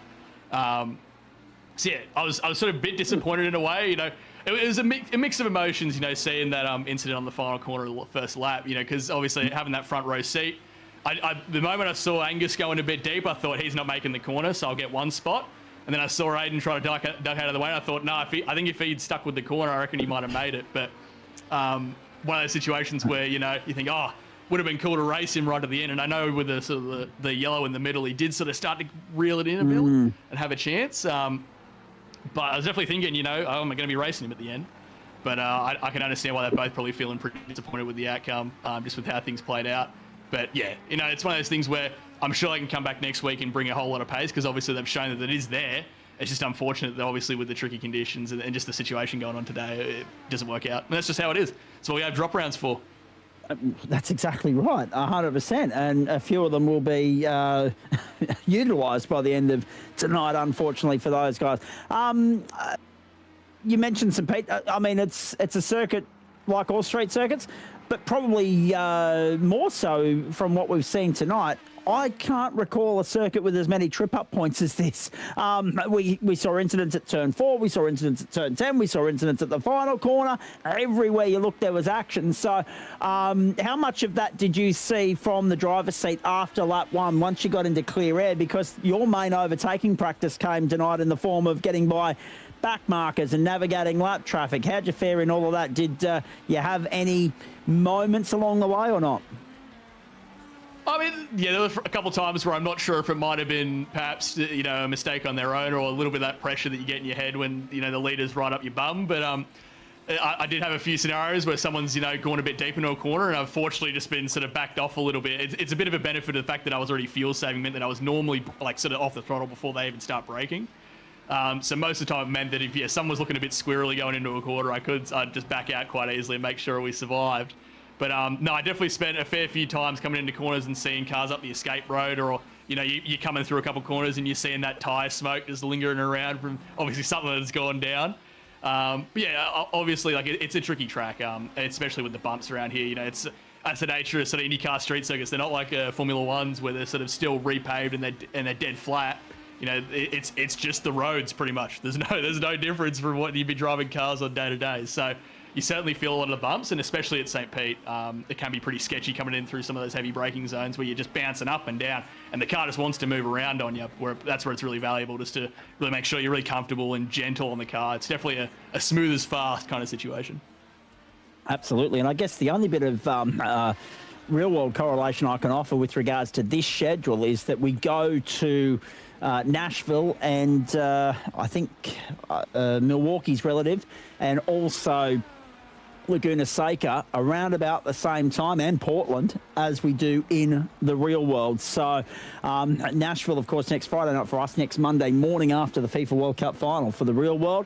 August for Portland, same weekend as where they're Milwaukee and Laguna back-to-back. So it's good to have that tie and that relevance to the real world schedule, even though we've got a lot of different stops on the tour. Yeah, I think it's honestly a great idea because, obviously having that link in with reality, you have that thought, okay, you can always use your real world reference depending on how the timing lines up. I think with the way it's lined up that we'll be racing before it's got the real life series, but that idea, that there's obviously a bit of relevance to what's going on in reality. You can see a bit of build up, and it obviously just generates a little bit more interest. You can have a crack yourself, see how you stack up. Whilst obviously, iRacing isn't necessarily going to be a 100% one-to-one. This is exactly what it'll be like in reality. I'm not going to start saying, yeah, put me in an IndyCar seat, I'd smash him. Certainly not. But that idea, that you can sort of see how you do stack up in a general sense, I think is really cool, and honestly, it gets me more excited to race. Indeed, very nicely done. I don't think there's anything left to cover off that we haven't already touched on or discussed. Anything from you, Joe, for our race winner, our first of the season, and by the sounds of it, probably not the last time this bloke will be taking the checkered flag first either. You say you enjoy the ovals more. Is it? Have you done much of the oval series with it in official, or has it been more league sort of stuff? Because I know generally we get a lot more drivers in on the ovals, but I don't know how we'll go with Nashville next week. It's not generally a popular track, but ovals more your thing, is it? Yeah, ovals, I'd say I'd lean towards more the super speedways are more my forte compared to the short tracks. I mean, I still feel I'm pretty confident on all of them, but overall, no, I think Nashville would be a track that I would be feeling good about. It's just a matter of sort of adapting to the conditions where, being a night race, I think it's going to be quite interesting with a cooler track. But yeah, I think overall, oval experience mainly comes from doing officials. I don't really do many other leagues. So yeah, that official experience, doing Indy Fix series or IndyCar Racing series, though generally that plays out very differently because of the open setup nature of that series. But definitely Indy Oval Fixed, 100% recommend that as a bit of a practice ground. And I guess with that real life alignment, I'm pretty sure you'd find the schedule might have it at Nashville next week anyway. Yeah, I hope so. And look, I think that probably more so the fact of it being an oval is it being at night time. I love oval racing at night. And not only does it look spectacular on broadcast, but I think, when you're behind the wheel, the way the cars grip up into the corner and they tend to sort of get loose mid-corner where the track sort of starts to generate a little bit of temperature just from the high speed nature of it. It certainly makes it a lot trickier and a lot more rewarding when you get it right. Oh, 100%. And I think that still creates room where the racing's close, you're around cars all the time, but you still have that room for the people that are a bit more comfortable with the car, have got that way to sort of, and that confidence to really run it on the right rear, that you can really start to sort of set that separation between drivers that helps those that are capable get themselves to the front and stay there. And the guys that know how to work the bars, that's always a big trick with the IndyCar as well. Yeah, 100%. I'll definitely be doing some tests with the tools in the week beforehand, that's for sure. Yes, weight jacker is your friend, people. Learn to use it. All right, very nicely done. Hey, Ethan, well done tonight, mate. Scintillating performance from you. And a pleasure to sit here and watch as well.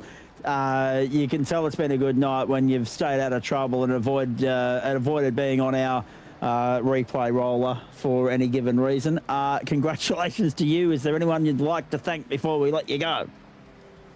I'd just give a big thanks to the GSRC guys, especially Adam, for organising the series. I know it can be a bit daunting in some cases to run IndyCar leagues. Obviously, the car itself is quite a bit more complex compared to others, so can be a bit sort of unapproachable to those outside that haven't driven it before. But I think, full appreciation for the commitment to running a 10-race series like this, giving people the chance to give it a go, because I think it's one of those cars where it might, can feel a bit unapproachable at first, but once it clicks, I don't want to drive any other car on the service. It's pretty simple. I love it. So all your bets hedged on IndyCar over the course of the next 7 days. Looking forward to seeing what comes of your preparations for Asheville, mate. We'll get a good insight into that next Friday night around about this time. Thanks for stopping on by for a chat. Well done. Welcome aboard. Schooled the competition tonight, and everybody's got to go back to the drawing board and find a way to match you on track going forward in this series. So well done, and enjoy the next 7 days, and we'll probably be chatting same time, same place next week. We'll see how we go. Cheers, guys. See you later.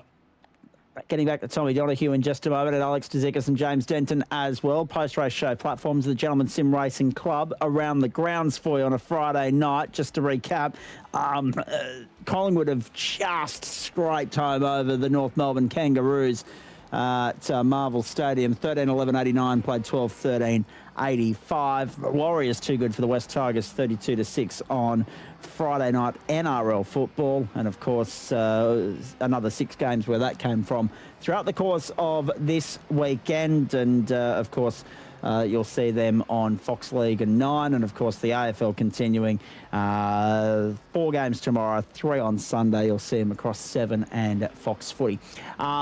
Wimbledon coming up, semi-finals for the men, and of course they're on centre court in about 25 minutes time.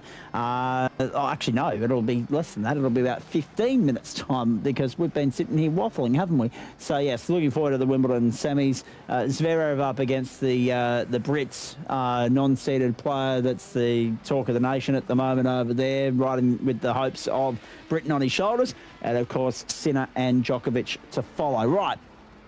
back to you, Tommy Donahue. Nice to have IndyCar back. What did you take out? What were your takeaways? What were your thoughts on the hour that was? I mean, an interesting 55 laps. Just no going with Ethan in the end. A couple of moments along the way, but you were able to keep your nose relatively clean and bring it home on the podium. Well done.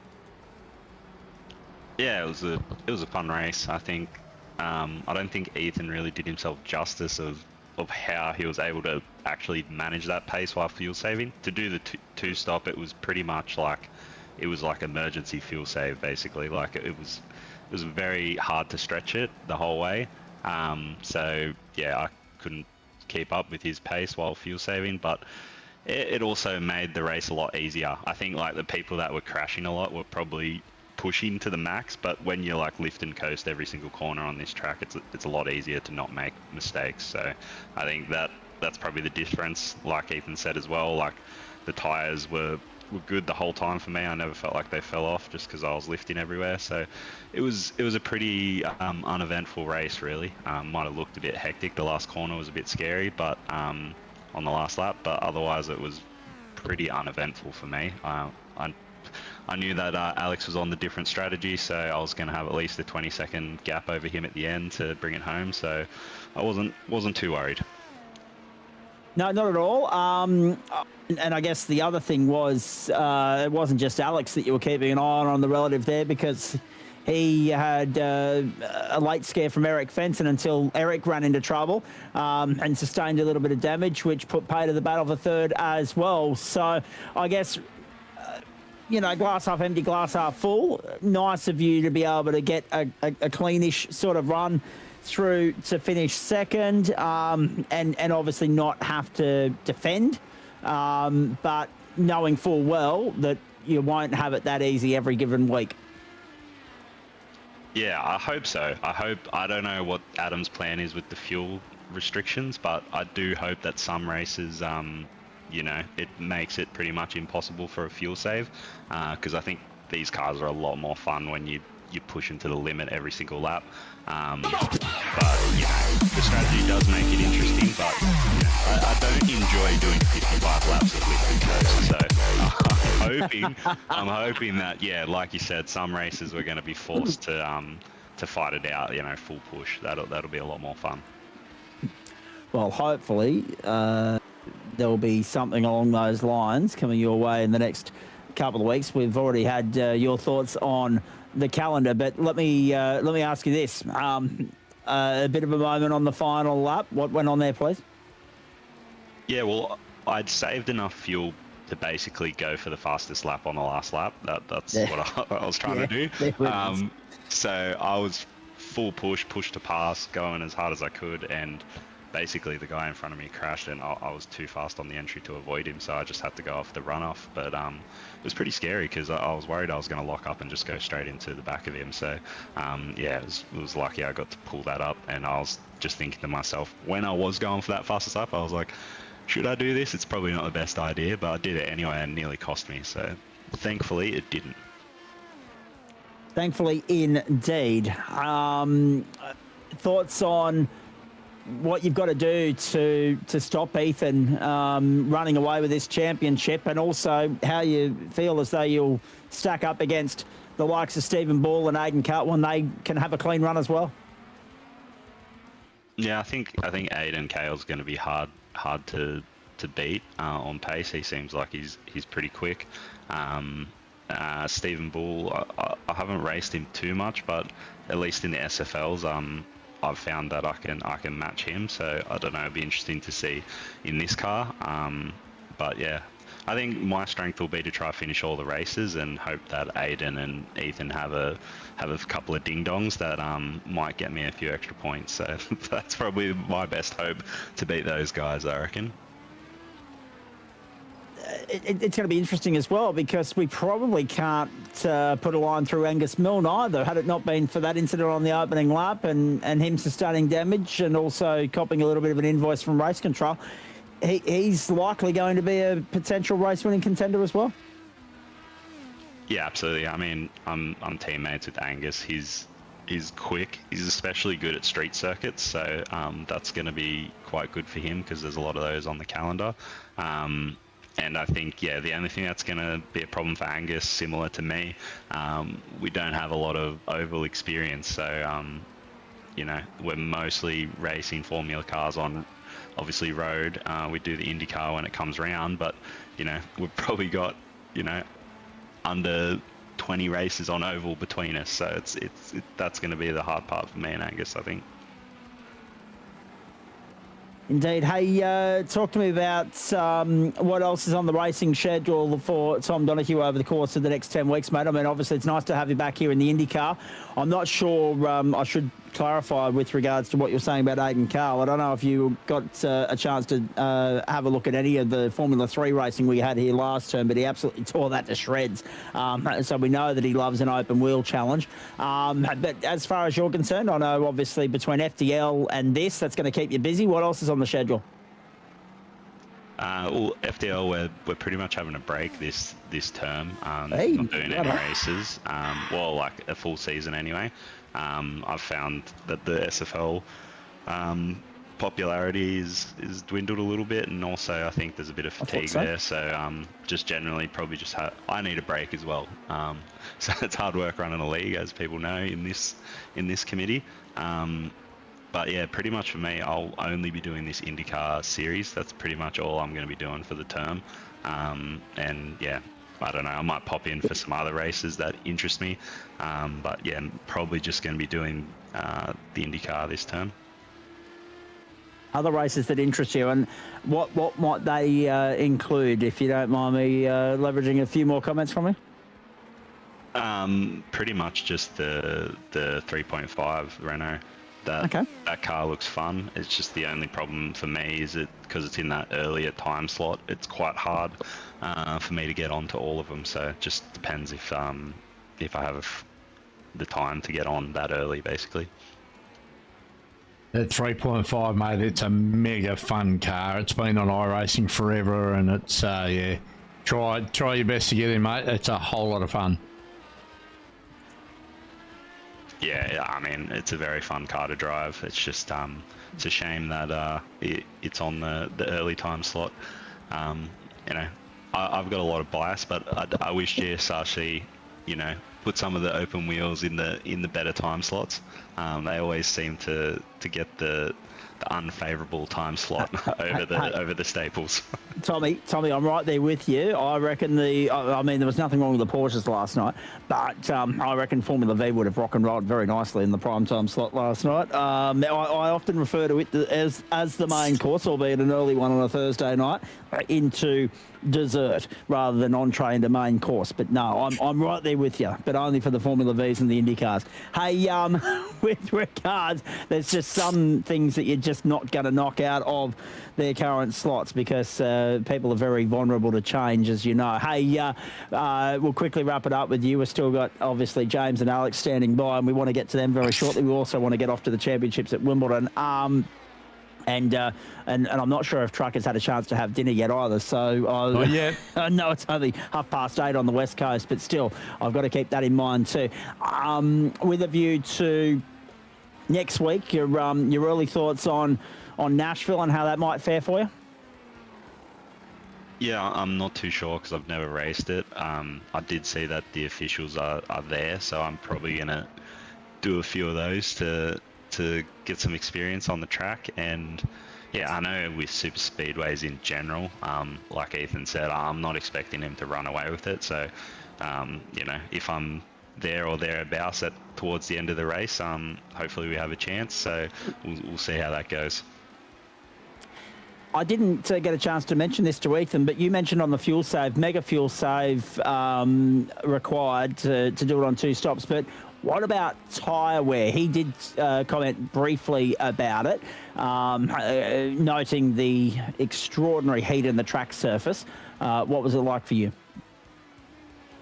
Yeah, honestly, I had no issue with it. I think probably because I think I was taking it a little bit more conservative than Ethan was, obviously, because he seemed to have a few tenths on me every lap, basically, and we're both obviously fuel saving.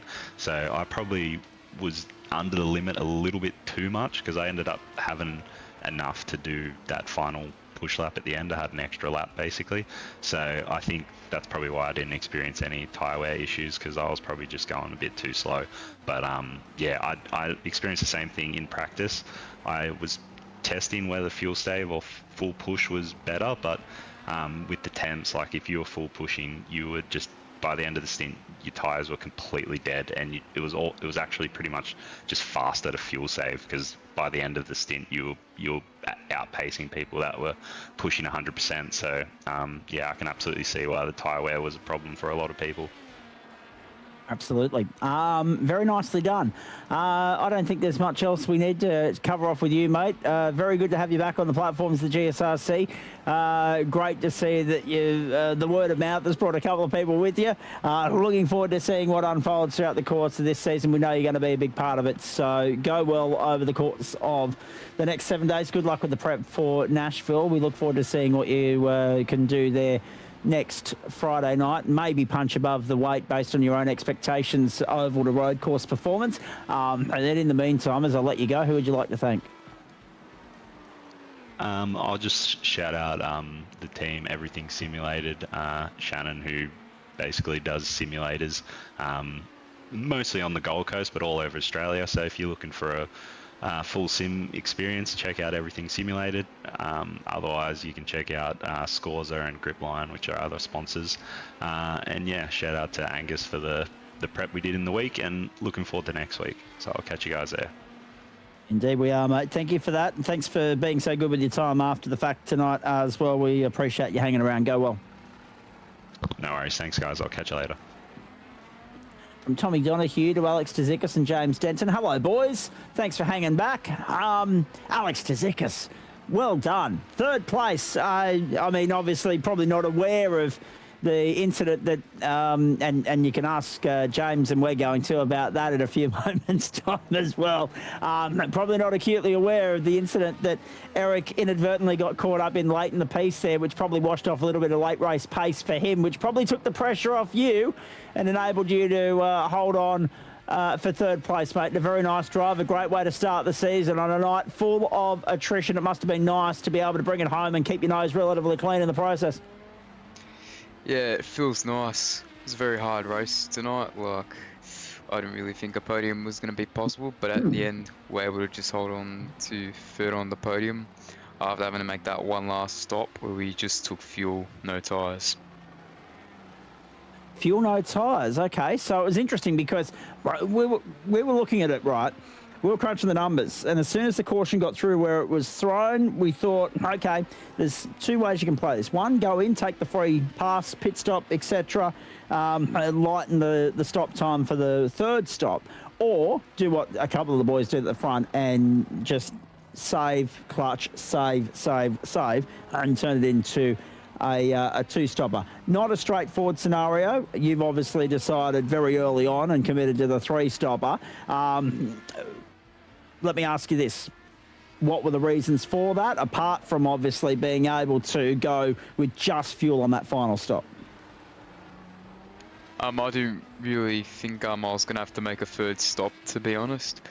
And I thought everyone was going to be stopping the same amount of times as me.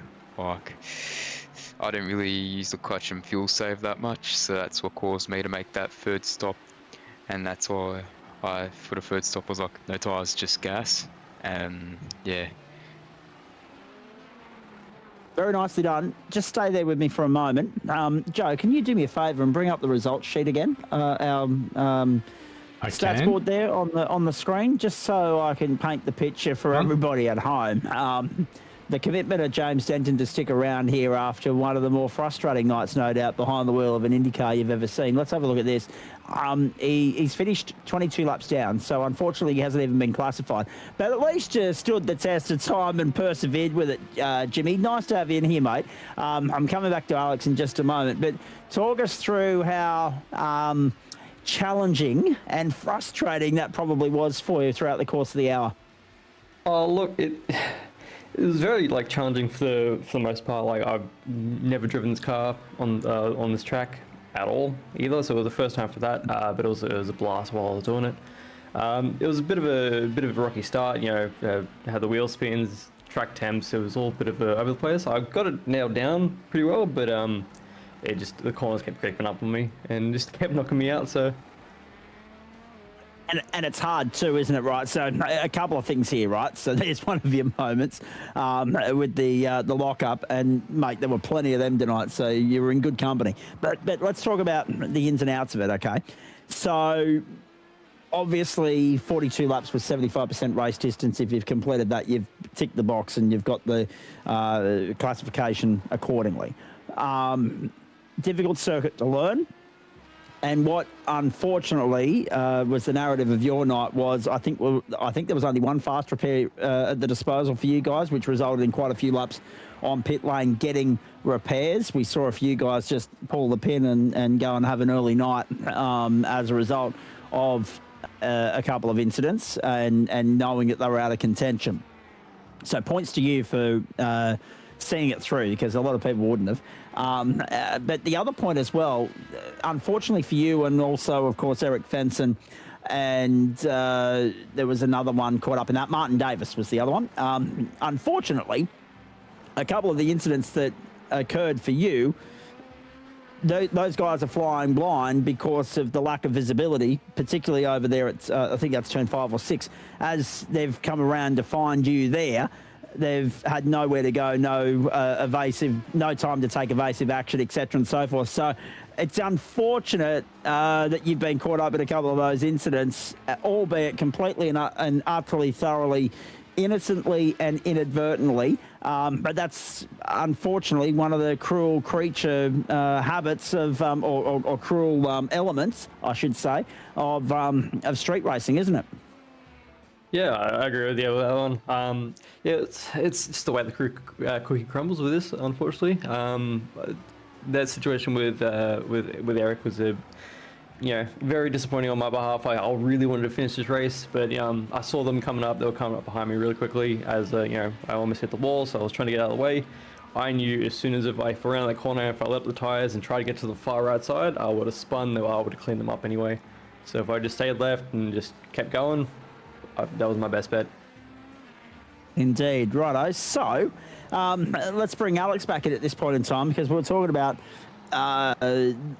the way in which there have been, several drivers bring themselves undone, as opposed to the drivers that got caught up as innocent bystanders in other people's incidents, etc. and so forth. So everywhere you look, there was action aplenty tonight. Just how much carnage did you stumble upon, and did you have any sketchy moments yourself? You there, Alex? Oh, there he is. Right. Yep. Thankfully, didn't really have any carnage. So, yeah, it was good. You were very lucky in that regard. There weren't too many people that were able to have such a clean run throughout the course of the night. Boys, Jimmy, back to the drawing board, no doubt. Still a bit of a learning process with this car. How are you feeling about some of the other circuits on the tour, and particularly the Oval starting next week with Nashville? Oh, I'm excited for Nashville. I really am. It was a bit of a tricky with all the corners in this one. I'm thinking, just keep going left or keep going right, whichever way the track goes, and I'll be doing a lot better than what I did this week. That's for sure. And Alex, I mean, what a way to launch the season. What a platform to build off as well. You take plenty of momentum with you, but what are you looking forward to and not looking forward to about the calendar ahead? And will we see you in every round? Right now, I'm looking at doing every round for both Formula Renault, Supercars and Indycar right now. And I'm really looking forward to what we can do in all three of these series going forward this season, since I've started off strong in all three of them this week. Indeed, it's been a big week for you, hasn't it? A lot of racing, a lot of different cars and circuits. Are you enjoying the juggle? Yeah, it's a nice mix between the Formula Renault, the Supercar and the Indycar, so yeah. And it works out very well, as it's Monday Formula Renault, Wednesday Supercars and Friday Indycar. It gives me plenty of time to do practice for these cars. And James, what about you, mate? I mean, is it the intention to contest this whole championship, and where else are we going to see you pop up and have a steer on the platforms of the GSRC this term? This term, I've decided to sort of step back from the GT3s and racing the Porsche Cup, just focus on just doing race control for Porsche Cup. I am going to be sticking out for the IndyCars though. I thoroughly enjoyed racing this tonight. It was a blast. So I can't wait to get back into it and do it again next week. All right, very nicely done. Alex, good start of the season for the JMR stable. What are we looking forward to with regards to next week? Obviously, supercar racing back in full swing. I think you guys are off to Watkins Glen there, and then you go oval racing at Nashville in the IndyCar. Yeah, I'm really excited from going back to Watkins Glen, the supercar Wednesday night. It's a good track there, and Friday night should be really exciting as we're going to be going from here at St. Petersburg to the oval of Nashville, so that'll be a very good challenge coming up Friday night. And James, I'm sure it wasn't lost on anybody in the Whiskey Business Racing stable that you all had a little bit of trouble, particularly at this corner on screen right now, turn 10. Yeah, a lot of the guys that were racing tonight definitely had the concerns about this corner and let everyone know about it, but you know, we all did the best we could, and I suppose all you can ask for. Indeed. Hey, very nicely done. I mean, Joe, it's nice to have these blokes in here for a chat. Particularly pleasing result for Alex, considering that we more regularly associate him with the tin tops. But that's that versatility we were talking about. The ability for some of these guys to be just able to jump from one discipline to another, and it's not lost on anybody how difficult or how seismic a shift that is between a tin top and an open wheeler in terms of how they drive, how they race, and various other different elements and factors. But it's great to see new guys stepping up to the plate and bagging podium results. Yeah, well, I don't think you get any different car like this compared to even the GT1 that just came before it. Like, they're completely different animals, and then you look at the Porsche, and I think the guys, like your John Merritts and your Dentures, even though he wasn't really good in a car like this, but he could sort of swap between just about any open wheel, any tin top car, and he was always fast. But I think the guys that are quick across many different disciplines, they just understand the sim and the game, and it's a great skill to have as well. And I think it's one of those things, like if you can master jumping between like a car like this to an MX-5 and a Porsche Cup or whatever, it's you're going to be good in just about anything. So these guys are going to be a force in just about any series they put their hand to, especially being good in this car around a track like this. I think it's a skill in itself. Indeed. And obviously nice to have the IndyCar back on the platforms of the GSRC. Oh, absolutely. Alex, what enticed you to have a steer of the IndyCar? A general love for the vehicle or the series, or just the fact that it was in the right slot from a scheduling standpoint? Just a love of open wheels and IndyCar as well, which made me want to step in and do IndyCar. And James, I like how you've been anointed as the Whiskey Business Racing spokesperson tonight, even though Greg's had a reasonable sort of run on his own, right? Nowhere to be seen at this point. Yeah, I jumped out of the channel to step into this room for a little bit, so I think he's maybe just he's out of bed and had a bit of a night. Oh dear, brilliant. By the way, just going to let you boys know the Wimbledon semi-final is already underway on centre court, and I've got some good news coming through from court 18 there as well. The boys singles semi-final, Leighton Hewitt's young boy, Chris Hewitt, serving match point at the moment for a 6-4, 6-4 victory over Bugard, the number 11 Netherlands Dutch seed. And that is for a spot in the boys singles final at Wimbledon. And of course, Leighton won the men's there 24 years ago. So that next generation of Australian tennis talent on the rise, and that gene pool, oh boy, very exciting times to be a fan of Australian tennis and keeping an eye on the promising young future that Cruz Hewitt probably has ahead of him. James, next week, Nashville, oval racing. Going to be interesting to see how it goes there. Hopefully they'll be a little bit kinder to you and offer you more than one fast repair. Nah, I don't want any special treatment. Just give me one like everyone else. I'll make it work. Indeed. And what about for you, Alex? I mean, the general love of open wheelers, occasionally that comes with oval racing. How do you feel about the ovals compared to the road courses? I mean, obviously, as Australians and as a club, we're more familiar and more versed in circuit racing, but there's a nice little niche following for the ovals, and we don't mind the big events, but we've also got to navigate our way through the likes of Milwaukee and Nashville this season before we can get to enjoy the fun of the fair that is the Indianapolis Motor Speedway. It's going to be pretty scary tackling Nashville next week, but I'm really looking forward to it, especially also Milwaukee and Indianapolis as well. All right, very nicely done. Anything else for these boys, Joe, or should we let them go? Should we call it a night? Probably let them go, call it a night. I'm getting hungry. I thought so. And tired as well, no doubt. Boys, well done. Thanks for hanging back to have a chat with us here. We do appreciate it. Looking forward to getting more comments from you throughout the course of the season. Particularly well done to you, Alex, on the podium there. A great way to start the season for you and the JMR stable, and hopefully many more of those to come, and hopefully it's the start of a promising season for you. Anyone you'd like to thank, boys, starting with you, James?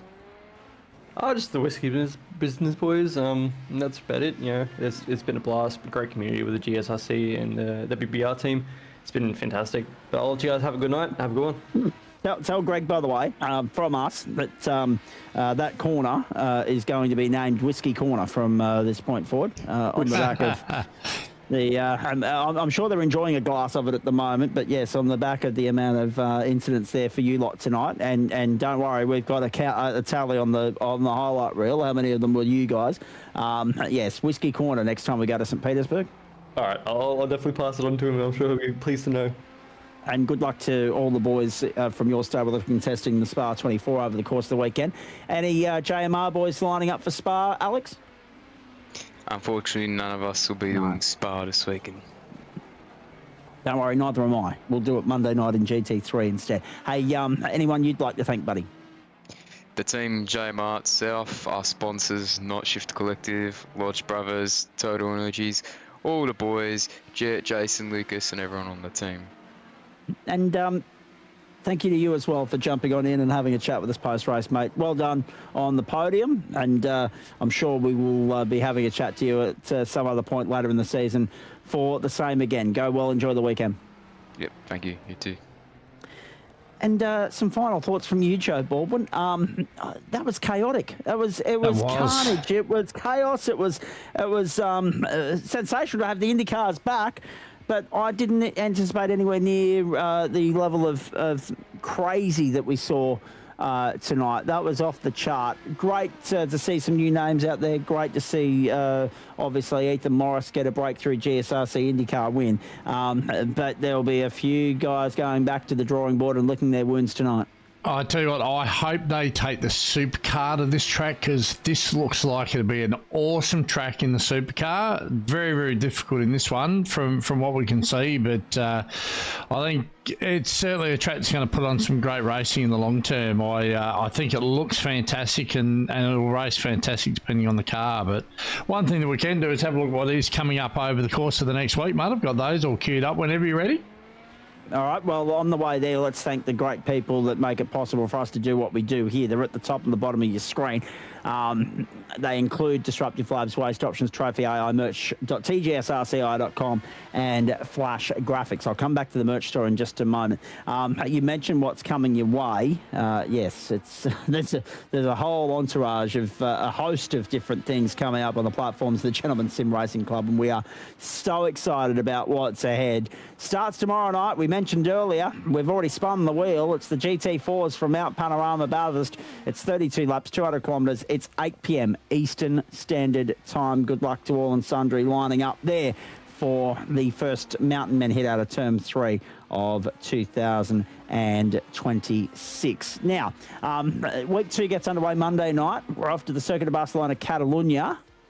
Actually, Joe, just I know you can edit on the fly here, mate. Just down the bottom there, let's remove daylight saving and just put standard back in there for the moment too. Yeah. I'm glad I noticed that now. I should have noticed it 3 hours ago, but that's all good. Well, there we go. Thank you, mate. Circuit of Barcelona, Catalonia Historic for the Formula Renault 3.5. And thanks to Waste Options, 7:30 Eastern, 2 sprint races there Monday night. Hope you can join Adam Lavis and I for that. Circuit of Spa-Francorchamps, second up for the second round of Waste Options GT3. We are bringing you the Pro Split again. Again, it's a 60-minute race, and it starts at 8:30 p.m. Eastern Standard Time. We're off to Hussett Speedway on Tuesday night in the 410 sprint cars for the heat racing format that obviously culminates in the B main, the A main, etc., the typical speedway trait for the committee's choice outing Tuesday night. The server itself opens at 7 p.m. Eastern, 5 o'clock on the West Coast. Wednesday night, BMW M Sport Cup. We're going, I'm not here. Andrew Neil is here, I'm not. We've got Porsche Pro Invitational next Wednesday night.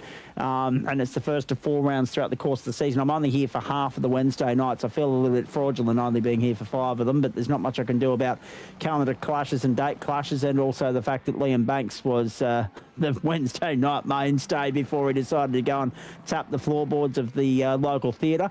So, yes, you'll be in the hands of Andrew Neil, and to be confirmed on Wednesday night, the BMW M Sport Cup from the Yokohama International Circuit, 2 sprint races there, 7:30 Eastern, and then off to the Watkins Glen Circuit in upstate New York. Now, this is exciting too because it's the Cup configuration. It's the boot. It's not the boot, it's the short chute. It is the NASCAR layout. It is 8:45 Eastern for the supercars with thanks to Trophy AI on Wednesday night. Thursday night, I'll be back and firing on all cylinders, and hopefully technology isn't as temperamental as it bloody well was last night. Jesus, that annoyed the crap out of me. You know when you're having those days, Joe, where everything's just, it's a domino effect? Oh, yeah. Oh, yeah. And anything that could go wrong yesterday did go wrong. So when the technology started playing up, yeah, that was just the straw that broke the camel's back. But we eventually got it sorted and we got through. Oran Park Raceway for the Formula Vs with thanks to Disruptive Labs, 3 sprint races, 7:30 Eastern. And then the Porsche Cup, which was bursting at the seams last night, packed to the rafters. The second time this week we've had a full to overflowing split for week 1 competition, which is great signs for things to come. Hopefully those numbers are still there in week 10. I doubt it though, but the Porsche Cup continues next week from the Fuji International Speedway in Japan. So we've got a couple of trips to Japan next week, 8:45 Eastern, and it is a 40-minute race. Of course, we've completed the one and only Enduro of the season last night. Next week, no guarantee that we'll be with you for the 7:30 race, but for the GT1 Civil War, they are lining up from the Brands Hatch Circuit in the United Kingdom. First of the sprint rounds for the season, 2 of them, 7:30 Eastern Standard Time, and then the GSRC Road to Indy Series. We will be live. We'll be on air about 8:30, 8:35 Eastern Time, Joe and I, at the latest, because it'll allow us to do the wheel spin and update you on the results from the GT1 Civil War, etc., etc. We will be on air ready for an 8:45 start for 130 laps of the Nashville Super Speedway, or 65 minutes, whichever comes first, next Friday night for round 2 of the GSRC Disruptive Labs Road to Indy Series, the first of 3 oval stops on the campaign, and we are looking forward to that immensely. Of course, if for whatever reason we can bring you the GSRC GT1 Civil War, we will of course bring you that from 7:30 Eastern Standard Time. But if we can't, we'll have the results from that into the Indycar broadcast from 8:30 Eastern, going into a race start at 8:45. Yeah, big week, huge week for this club, for this season to get underway. It's been great to be with you. If you want to support the club and what we do, if you want to get involved, there's where you go. Grab some merch from the merch store. Grab some GSRC paraphernalia. Merch.tgsrci.com, race.tgsrci.com, or gsrcmerch.myshopify.com, by the way, if you want to use the old link to get to the new address. It'll redirect you to the same address, merch.tgsrci.com. If you want more information, the who, what, when, where, why, and how of the club, and you want to get involved, sign up, become a member, become a sponsor, whatever the case may be, race.tgsrci.com. Disruptive.com. The only other bit of housekeeping that we must address, Joe, before we send everyone home is Sunday, big day for the club. As I mentioned, it is a big week. It is the start of the 26th season. And just to finish it off and put the icing on the cake, we normally observe the Sabbath on Sunday. We normally take the day off and say, righto, that's 6 nights done. We'll see you Monday. But no, some club business, some important matters to attend to on Sunday in the form of the AGM for 2026. And for our members internally, that'll all be broadcast through Discord, of course.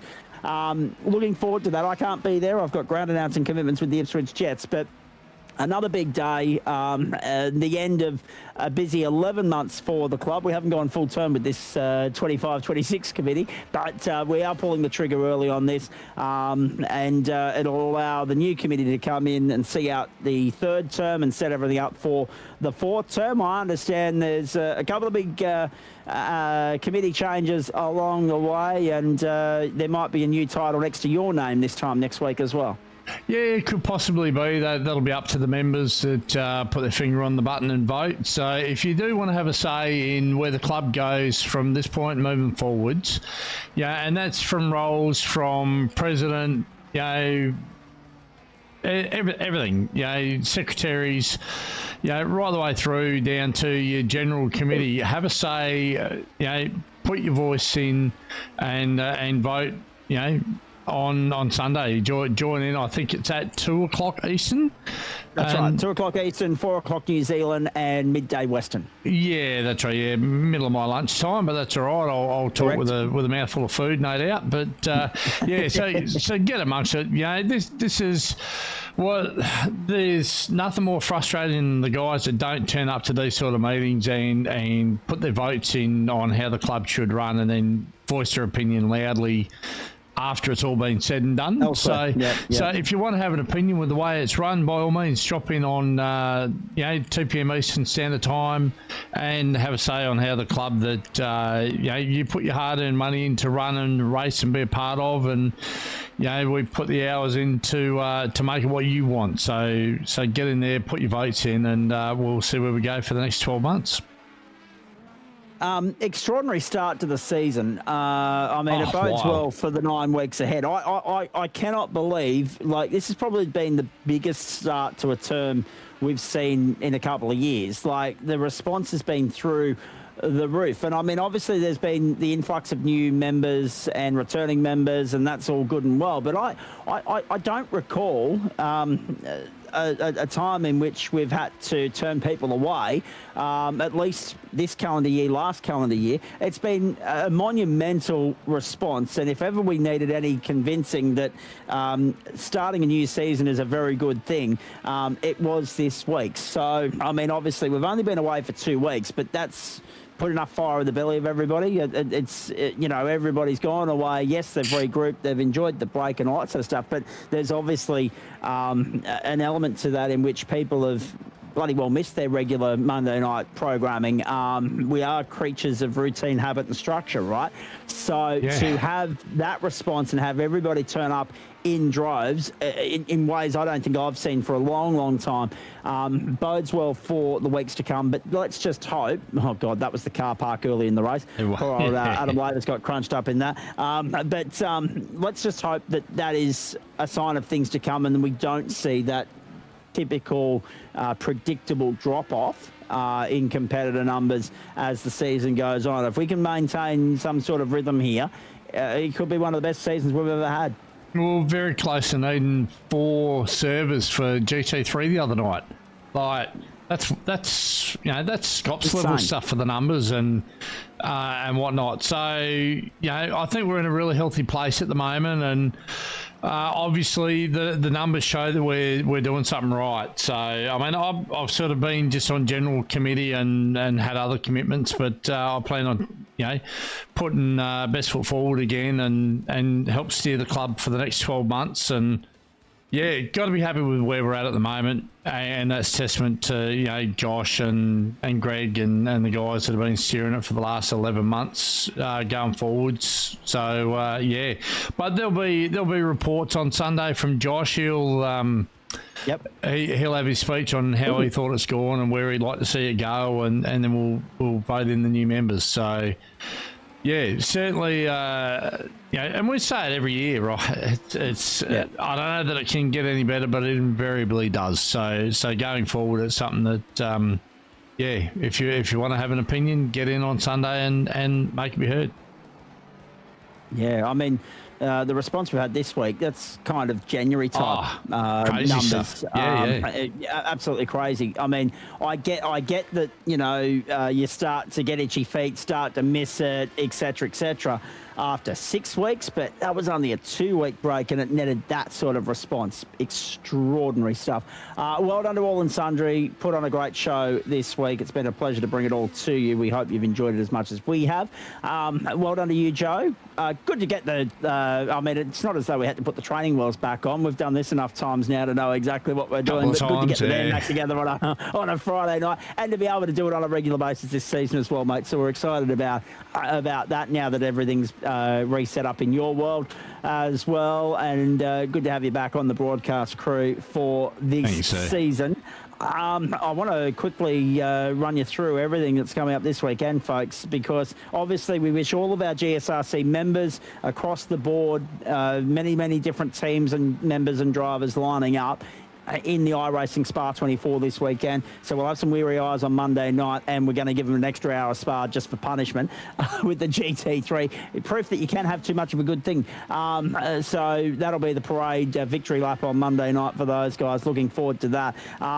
Good luck to the Wallabies tomorrow against France. The Tour de France continues. Wimbledon underway. Zverev and Ferry on centre court at the moment. On serve 3-2. Zverev over Ferry. Collingwood got the better of North Melbourne. The Warriors over the Tigers in the AFL and the NRL respectively. A big weekend of sport outside of course, the Wallabies and the Tour de France. Supercars in Townsville, MotoGP in Germany, the World Superbikes at Donington Park in the UK. You've got the Wimbledon men's and women's singles finals, 12:30 Sunday and Monday morning respectively on 9.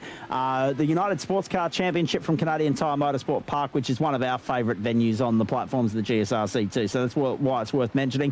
Interlagos hosts the latest round of the World Endurance Championship, NASCAR from Atlanta, and that's just the start of it. There's also this thing called the FIFA World Cup that's been ongoing, Joe. I don't know how much of the soccer you've seen, but Norway versus England on Sunday morning, Argentina and Switzerland on Sunday morning, and tomorrow morning it's Spain up against Belgium as the quarterfinals continues. So, I mean, there's something for everyone there to sink their teeth into as far as this weekend of sporting entertainment is concerned. We're excited about that. We hope you are as well. We're also excited that we're back up and away for term number 3, season number 26 of the Gentleman Sim Racing Club, term 3 of 2026, night 5, week 1, done and dusted. Put the line through week 1. She's done. She's in the rearview mirror. 9 weeks to go. It won't take long to come and go. This time in 9 weeks, we're wrapping up the season with the Indianapolis 500K, and we're already excited about that. That's what we're building towards. That's our marquee event of the season. We hope you're here. We know it's up against footy finals and other things, but we hope you're here with us on the night of September 11. On behalf of Joe Baldwin and the entire broadcast commentary and production team here, well done to Andrew Dyson, dominant in the GT1s at Sebring. Well done to Ethan Morris. That was a brilliant performance from him to get the IndyCar season up and away. I know Adam Lavis has been busy crunching numbers and everything else throughout the course of this evening, but we won't bother just yet with regards to IndyCar.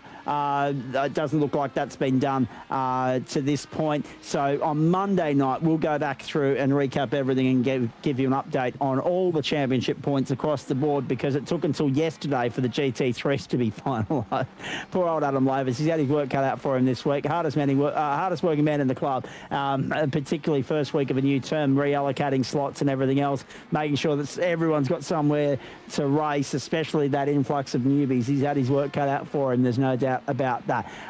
Good luck to the committee members that are going to be elected on Sunday. You get to take the wheel of a club that's in its 7th year and is going from strength to strength. We hope you enjoyed Friday Night Motorsport, just as we hope you enjoyed Thursday, Wednesday, and Monday Night Motorsport as well. Adam and I back with you on Monday night, and looking forward to that, but also looking forward to Nashville next Friday for the IndyCars. On behalf of Joe and the crew, have a great weekend, everybody, and enjoy the rest of your Friday night. I'm Zach Caven. Bye for now.